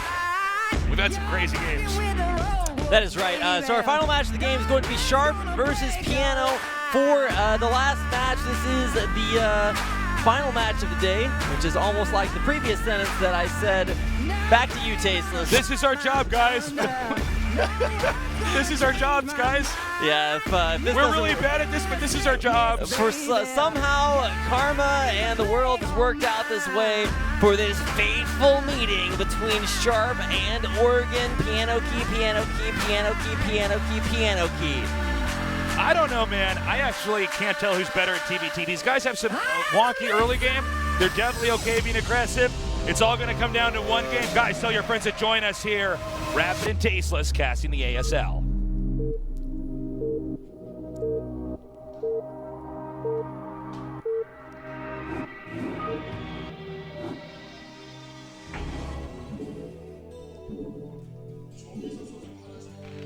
In the bottom right, I don't know who it is. Let's find out. It's Sharp. It's always Sharp first. At least that's the way it seems. Oh, you're smart. Look at you. Bottom left in the red, it is Oregon. You know, technically, pianos actually have 52 keys, so you should be using a lot of those. Organs actually have multiple entire keyboards. That's so right. It's a lot of typing, man. That's, yeah, it's... Maybe that's why he's so good at using his keyboard to crush the hopes of nerds. I wonder if Oregon actually plays the organ or the piano. What if he plays like the saxophone and it's just very weird? I He's mean, just actually trolling us. We just don't know. We just don't know. Maybe his right? parents forced him to take piano lessons, but he actually wants to be a saxophonist. He's like, I want to play the rock and roll guitar, but my parents don't understand me, so I became a pro gamer. Yeah, instead he's a rock star at video games. That's right. Okay, so nothing really telegraphed early on. No early rushes like we saw in our last game. TVTs, not necessarily your resident sleeper matches that split the match in half like a two-person pizza. So you got to keep an eye out for what these players like a two-person pizza. I mean, what else are you going to do? You're going to split it in 4 pieces and then both eat 2? That's a reducible fraction, Tasteless. Technically, you can keep cutting the piece of slices into infinity, right? Well, half is still half, Tasteless. That's so true. Either way, we are going to see this barracks being built for some reason. What is that Sharp's reason, Tasteless? Well, he's making it out there because he wants to scout quickly. I actually don't remember. It was Oregon last time that had the barracks out in the middle of the map. Right. And this time it's going to be Oregon keeping it at home. Okay, so TVT, a matchup of identical races. That's my expert analysis, Tasteless. This matchup's kind of crazy, guys. It statistically is the longest matchup in the game. It is, excuse me, I think I drank too much coffee, man. I'm having like crazy acid reflux, but. That is true. Tasteless is actually dying over here. Ow, my chest. So to fix that, Tasteless is actually going to be drinking more coffee. I am drinking more coffee. All right. Well, we are going to see how this works some out. Milk after this cast, that's for sure. Much like Fuzzums, but that's right. No, I don't feed my cat milk. Did you know that's not good for him? Well, probably not. That's why I would be a terrible cat owner. It's like, hey, dog, you want some chocolate over here? Did you see that there's no. that you can get this like wine for your cats, but it's like just got catnip in it. It's not really wine. That is actually the strangest thing. I'm going to get it, man. I'm going to be that guy. I was actually making a sick reference with that sentence, but here we go. But checking out what we're going to be seeing. Now, we saw Barracks first there for Sharp. Oregon going for an early command center, but this should be mech from both players. That's why you see that Barracks lifting off. That's right. So, Artosis explained this really well to me, because Artosis played Terran and Brood where I played Protoss. So these other matchups that we didn't play a ton of were a little bit more mysterious until we were able to flesh it out by talking to other people when we were out here in Korea. But you can he's actually getting that SC. Okay, well, that's actually pretty cool. Cool little jab that he pulled off there. You can kind of counter everything with everything in TVT. Now, the fact that this guy's going for command center first and there's already 2 Marines here is really bad here for Oregon. Okay, now 1 Marine does die that was there. so good. Trades Did you 1 see for that? 1. Yeah, that really was just nice. 6 around. Damn. All right, now still these almost invincible SCVs with so many HPs. Trying to chase this out, but oh, a little bit of miss micro there. Could have killed out that SCV. The bunker actually about to finish. As soon as that does, this push is over. And there it is. There it is. So, sorry, I keep coughing. I'm getting all wiggly here. Terran can kind of do anything here. So that rush was a little bit effective. That was a lot just due to the good control there. But he's going to get this expansion up. He might be able to run by with the Vulture, and look at that. Oregon's so smart. Has that barracks landed because that's the broad side of the entrance. It'd be harder to get through there. Here we go! Defended. Now, here's something important to note. Okay, it's very subtle. The bunker will only prioritize the first thing it sees. So it will not switch off from firing to that SCV when the Vulture comes. So we had Oregon send the SCV, and then the Vulture came in. Because if you notice, that Vulture was not damaged. I don't even believe it took a single shot. Oh, he's going to try it again! And there's no SCVs to block there. He sneaks by! Block on the ramp, but still SCVs to fall there. This should be defended, but a nice little run by. That was... Gets a few kills. That did not go the way Oregon wanted. Oregon wanted to get inside the main. If he got inside the main, that would be really bad. So, I mean, split second. I'm sorry, I just said it was Oregon that's doing that. It's actually Sharp doing that. I reversed our players. Sharp wanted to get in there, but he actually denied that perfectly. Really good job there by Oregon. Oregon's really got, even though he might not make it out today, Oregon has really shown that he's a very well-rounded Terran. He really is quite good. Right, and that's kind of a forgotten art because it doesn't really exist in many modern games. Body blocking, especially with SCVs on the ramp there. It's mostly just MOBAs now, but in StarCraft Brood War, you got to realize how hard you can block off somebody in this game. It's pretty insane. Right, and sometimes it may look like the gaps are wider than they actually are. There's actually a cool thing, and this doesn't have anything to do with this game, that you can do for walling off different areas. Some maps will have a Vespian Geyser, and while it's just a Vespian Geyser, it has one hitbox, but then if you build an extractor or something on top of it, then the hitbox actually shrinks a little bit so you can move through there, if I'm not mistaken. There's a lot of really weird, subtle things that you can do, like we saw with that SCV tanking for the Vulture.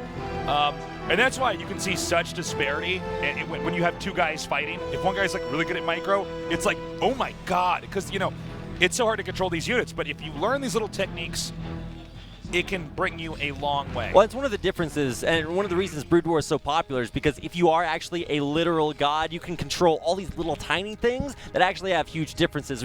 It's super cool like that. Yeah, we saw Hune use like those arbiters to force the Goliaths to attack ground and allow his interceptors to work really well. Just little tiny micro moves like that can have huge effects. Now, we've staved off our early rush. Might have been a little bit difficult, but now we move into a little bit of the mid-game, and this is where we start to see big neck pushes from both players. So, Vultures have a lot of viability if you have a lot of open terrain.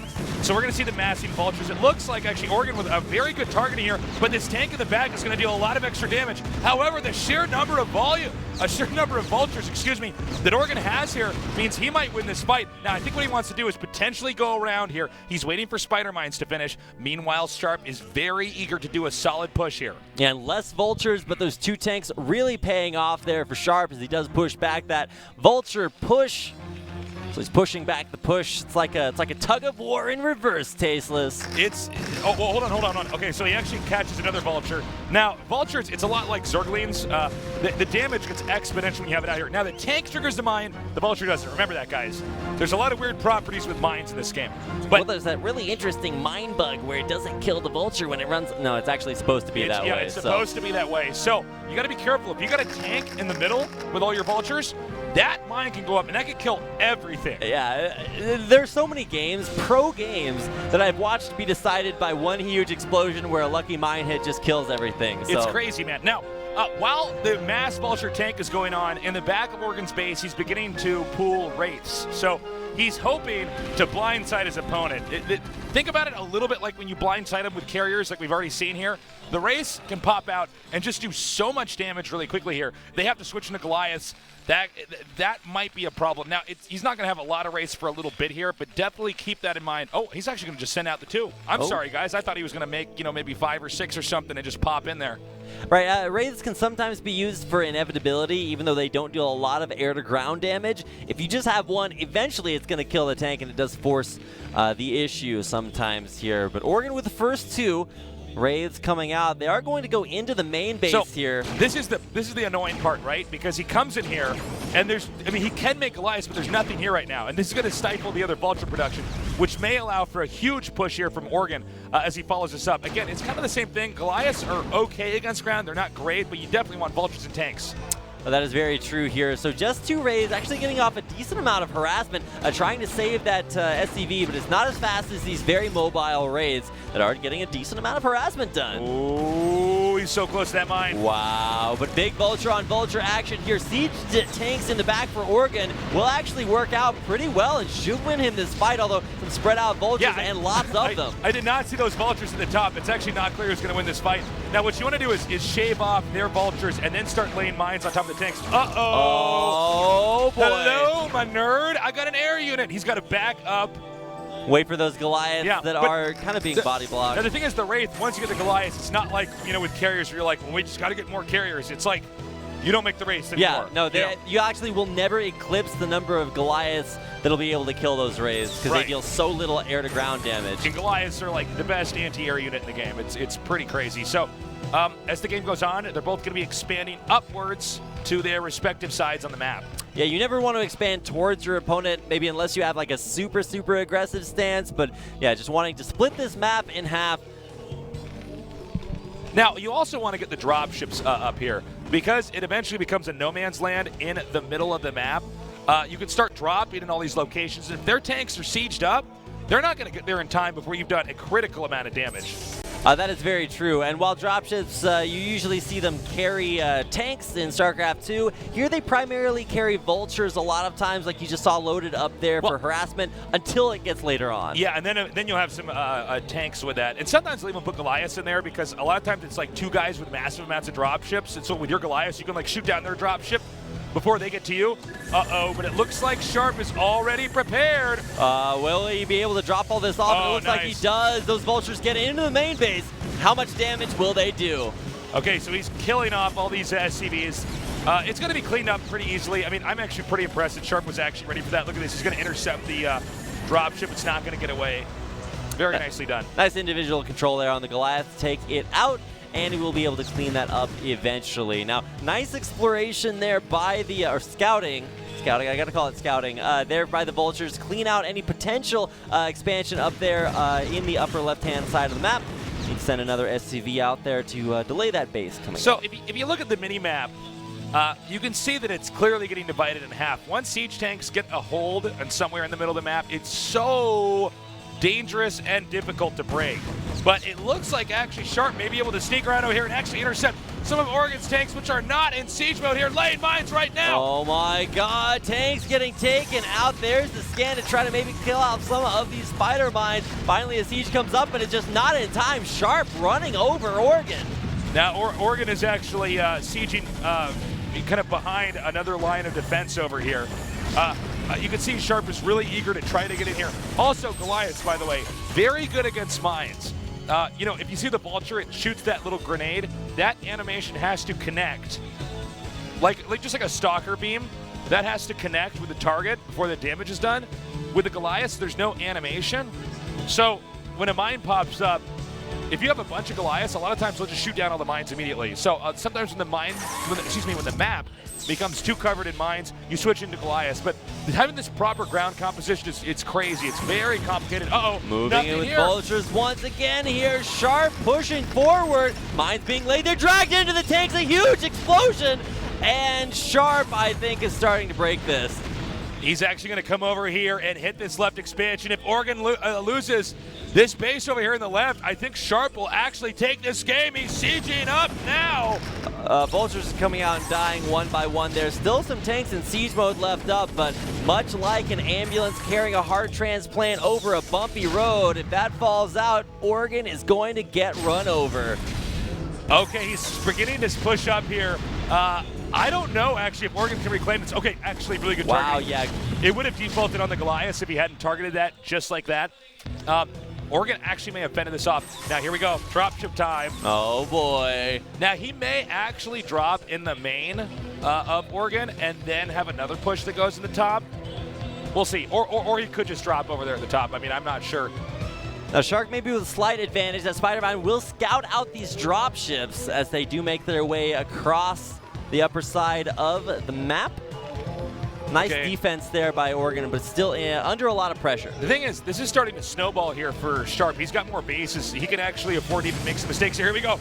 Sieging up right here in the mineral line. Big drop in here. Sharp, not necessarily a doom drop or too much of a commitment, but lots of damage still being done. Well, he's actually clearing out these tanks over here. Now, it looks like he'll be able to reclaim this, but he's taking a lot of losses. And good job. He actually managed to pull these dropships out and save those. Oregon is hanging on by a thread. Right, a very thin thread, Tasteless, as opposed to those thick threads really out thick there. Threads. You know those really thick threads that they use? Oh, my God. Thank you for expanding on my metaphor, Raph. Anytime, man. Thank you so much. Slow down there, Shakespeare. Some seamstress out there is like, oh yeah, those thick threads. It's like nobody else actually knows. I know I'm going to get at least one tweet like, well, actually, Chasers, there are thick thread. Now I can't talk. All part of my clever plan. That's right. Tasteless is malfunctioning. Somebody spilled hot 6 on Tasteless and he's malfunctioning now. I don't know. If you look at the map here, there's a really big arc with Sharp around Oregon. And I don't know if Oregon's going to be able to get out of this. Now, he is surviving, but if you just look at the map dominance, TBT is a lot like a chess game. If you have the control of the center of the board, you just have so much more options on how you want to move your pieces. Well, thanks for sharing that strat with me. I actually just started playing chess with Tasteless and I have no idea what to do, but I will definitely try that out a little bit later Grandmaster on. Tasteless. I memorized all the moves in my head. I actually do blind chess. Yeah, somewhere out there, Bobby Fischer's laughing his That's ass off right now. But here we go, a little bit of harassment coming in here to try to keep the pressure on to Sharp, or onto Oregon. But here comes Sharp. This is actually the big attack for this game so far. He's going to be able to get over here. This is going to get a lot of siege tank attention. Right on top of the supply depots, sieging up. Sharp in here with a big drop in the main base. And in the upper right, I think this might be a vulture drop. I'm not sure. Maybe it's tanks because he didn't just drop that out right there. But he's going to have to pull a lot of his defense back over here. Oh my God, he's going for a counter. Oh, cool. Goliath drop up here. This is That's not actually bad. kind of interesting. Well, it's hard to drop into it as well, right? Now, the big problem here is that even though units are dying, when you kill off this many supply depots, it can actually be a lot more difficult to resupply those because you have to find a big space on the map to build those large depots. Okay, so these Goliaths in the upper right are actually doing a lot more damage than I thought they were going to do. But Sharp is still causing such a nuisance. He's just losing his main. Oregon might actually be supply blocked. I think he lost like 6 depots down there. Am I wrong about that? He actually is, and he's killing off tanks with Goliaths, which is not necessarily supposed to happen. Well, he's trying to even transfer these SCVs. These tanks are just still here. Oh my God, yeah, it still hasn't cleared those up there. He's going to try to clear them up with siege tanks, but so much damage being done. I think that might have just been the crushing blow from Sharp. I mean, he's so close to pushing in here. Oregon may have to tap out. I believe that if he scans there, he can actually see that tank. You know, tanks can shoot further than they can actually see, which is why you always want to have scans or a floating building, for instance, a spot for it. Now, I also believe Sharp should be maxed out, and this is where he's probably just going to roll Oregon. He's going to have a drop here in the main, and keep in mind, guys, Sharp, he wasn't just doing a bunch of good attacks. He's been mining from the upper right side of the map, so he's just eventually getting more and more and more and more here. All right, now here comes Sharp moving in with his vultures, laying these spider mines, trying to take out the tanks of Oregon as he has those defending just now sieging up there, but a big push in. This could do it for Sharp. Okay, he's closing in, and I don't know. I mean, now he's actually cut off the entire large center of the map from Oregon being able to go here, which means that center left base is going to be ripe for the picking. Oregon knows his chances are very low. He could still come back, but it's going to be a huge uphill battle. Yeah, in a matter of time, those tanks are hitting a 9 o'clock expansion, continuing to push forward there. With Goliath at risk of drawing in too many mines, but they're not even going to get in range, getting taken out there. The science vessel there to scout out the spider mines, make sure he's not running anything too crazy. The mine gets dragged into the tanks, and that is going to be a successful push through that middle area for Sharp. Okay, he's going to try to edge in here with his tank, or maybe that's just rallied over there and went the funny direction. So really, Sharp is leaning hard on Oregon here. He's just trying to eventually weather Oregon down to just the bare bones of his defenses here. He's actually pushing like 2 different locations at once here. There's a lot of pressure in that center left base. I believe siege tanks are still hitting the command center in the center left, and SCVs are repairing it. Anything he can do to do some more damage here. Going to try to plant some mines. Of course, splash damage makes that a little bit trickier. Decent value on the defense there for Oregon. So holding on just by a thread, like you said, Tasteless, but a huge push in here. And like you said, the siege tanks actually weren't hitting that anymore. All right, get out, tank. He's coming in here. And there we go.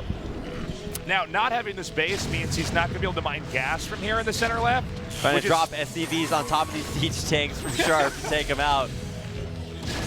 Okay. All right, SCVs. Now you need to get out of there. The tank's re-sieging. Oh, my God.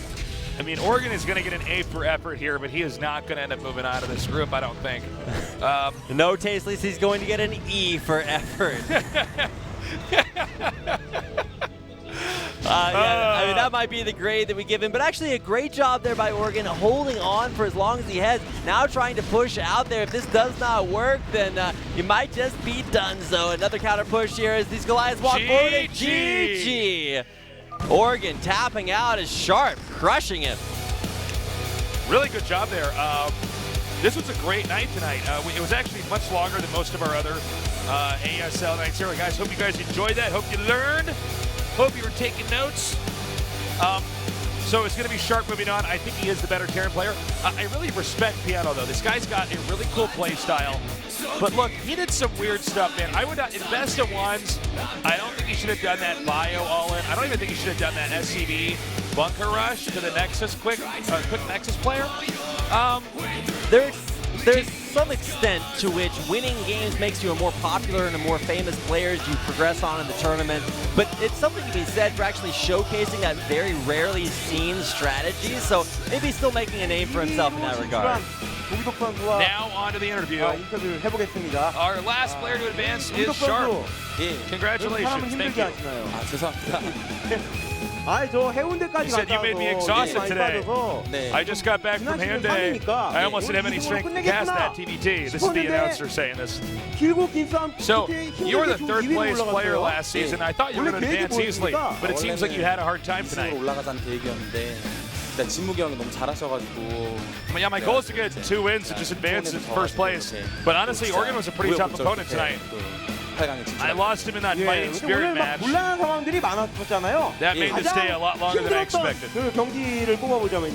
일단 아무래도 김재훈 선수랑 첫 경기를 다시 했을 때 좀 안 좋게 시작했었는데 그래도 이제 So the first match I played against Hune, that was actually the most difficult match I think out of all of them tonight. 다음 재경기 돼가지고 졌을 때 제일 좀 가슴이 떨렸었습니다. Anyways, I was able to defend against his carriers one time, but the other time I just wasn't able to pull it off. That was very frustrating for me. 제가 아무래도 이제 불리하다 보니까 그래도 역전을 하려고 했는데 I actually expected to use carriers again. 역전을 못했던 것 같습니다. Anyways, I was in an early deficit. I just couldn't recover. 8강에서 8강이죠. So we're going to have a TBT in the round of 8. 선수와의 그런 경기를 앞두고 있는데 그 경기는 어떻게 생각을 하십니까? 다시 4강까지 올라갈 수 있겠어요? 아무래도 저번 시즌도 이렇게 태태전으로 또 인정받은 만큼 또 이번에도 테란이 엄청 많잖아요. Last season I played a lot of TBTs to get deep in the tournament. I'm more than confident against Terrans. 예, 열심히 해보겠습니다. 열심히 And I 하고 hope the fans can gain more trust in me and I can play better next time. 지난 시즌 3위였는데 이제는 어디까지 욕심 부리실 거예요? 아무래도 진짜 가슴속에 So you got third 새겼던 place 꼭 last time. What's your goal 결승무대에 this 한번 밟아보고 season? 싶은데 And he says, 그러기엔 아직 okay, 넘어야 deep 될 inside my 산들이 heart, I 많아가지고 want to be a champion. 제가 아무래도 항상 It's a 열심히 long 하는 journey. 일인데 이번에는 좀 좋은 경기력으로 But 가져와가지고 I'm putting in a lot of 시청자 또 practice. 스타를 사랑하는 팬분들한테 And I want to show better matches for my fans and the people that love StarCraft. That's you guys. 예, 뭐 오늘 경기에 있어서 도움 주신 분들께 뭐 감사의 말씀도 일단 태태전은 솔직히 연습을 He's also saying thank. I'm sorry. He says, do you have any people you want to thank to help you prepare tonight? 잠꼬대를 해가지고 잠꼬대요? 그러니까 이제 잠을 못 자가지고 잠을 계속 잔다고 해가지고 그래가지고 원래 약속했었는데 Honestly, it was just a lot of Terrence helping me. I know a lot of you guys helped me train, lost a lot of sleep. 항상 너무 고맙고 앞으로 이제 테란 I just want to say thank you to all you guys. You know who you are. 너무 감사드리고 열심히 해보겠습니다. 예, 한 And I also just want to thank everybody who's watching 이번엔 this 결승 꼭 and for 진출하시길 supporting me. 바라겠습니다. 감사합니다. 예, And he also said, 자, 이제 중계 Rapid 부스 is 연결해 an amazing 주시죠. caster. Oh my god, he's so nice. I know. He didn't really say that, but we knew he was thinking it. We knew he was thinking it. That's true. Lots of people think that. I don't know who doesn't.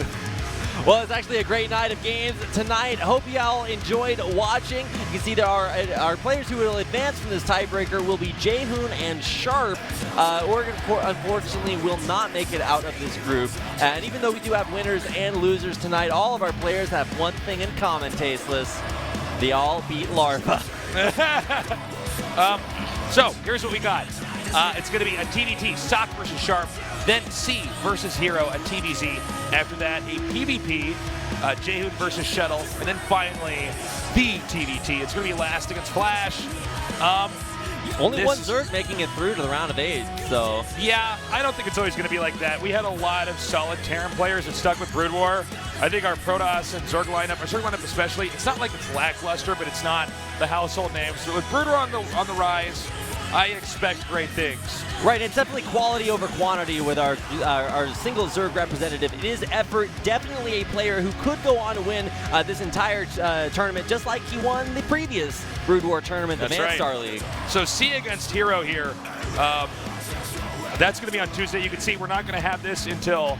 Jay, can you say in my head, the first match is on the 16th, right? 14th, okay, sorry, 14th, misread the graphic, 14th and then 16th. So we'll have a little bit of downtime. All right, well, that is going to be our next match, but our last match of the night is already passed, so that means that we're done. It's over, but not completely over. We'll be back later on with more ASL. Guys, please get out there, let people know that this tournament's happening. A lot of people just don't know that Brood War is still competitive, that we have English content for it. Yeah, a lot of people will tell you that if you don't, what you don't know won't hurt you, but it will in this case because you need to watch Brood War. And so definitely get your friends out there, let them know. I saw like so many wheels spinning in your head while you're trying to I was like, wait a second, I'm totally gonna mess this up. I'm gonna get this out. Good job today, Rapid. It also was really fun casting with you at Busan. And good job today, guys. Tuning into the ASL. Yeah, you guys are the real heroes. You guys are the real heroes, man. We're just a couple of clowns. We'll catch you guys next time. We love you. Have a good morning, afternoon, or night, wherever you are.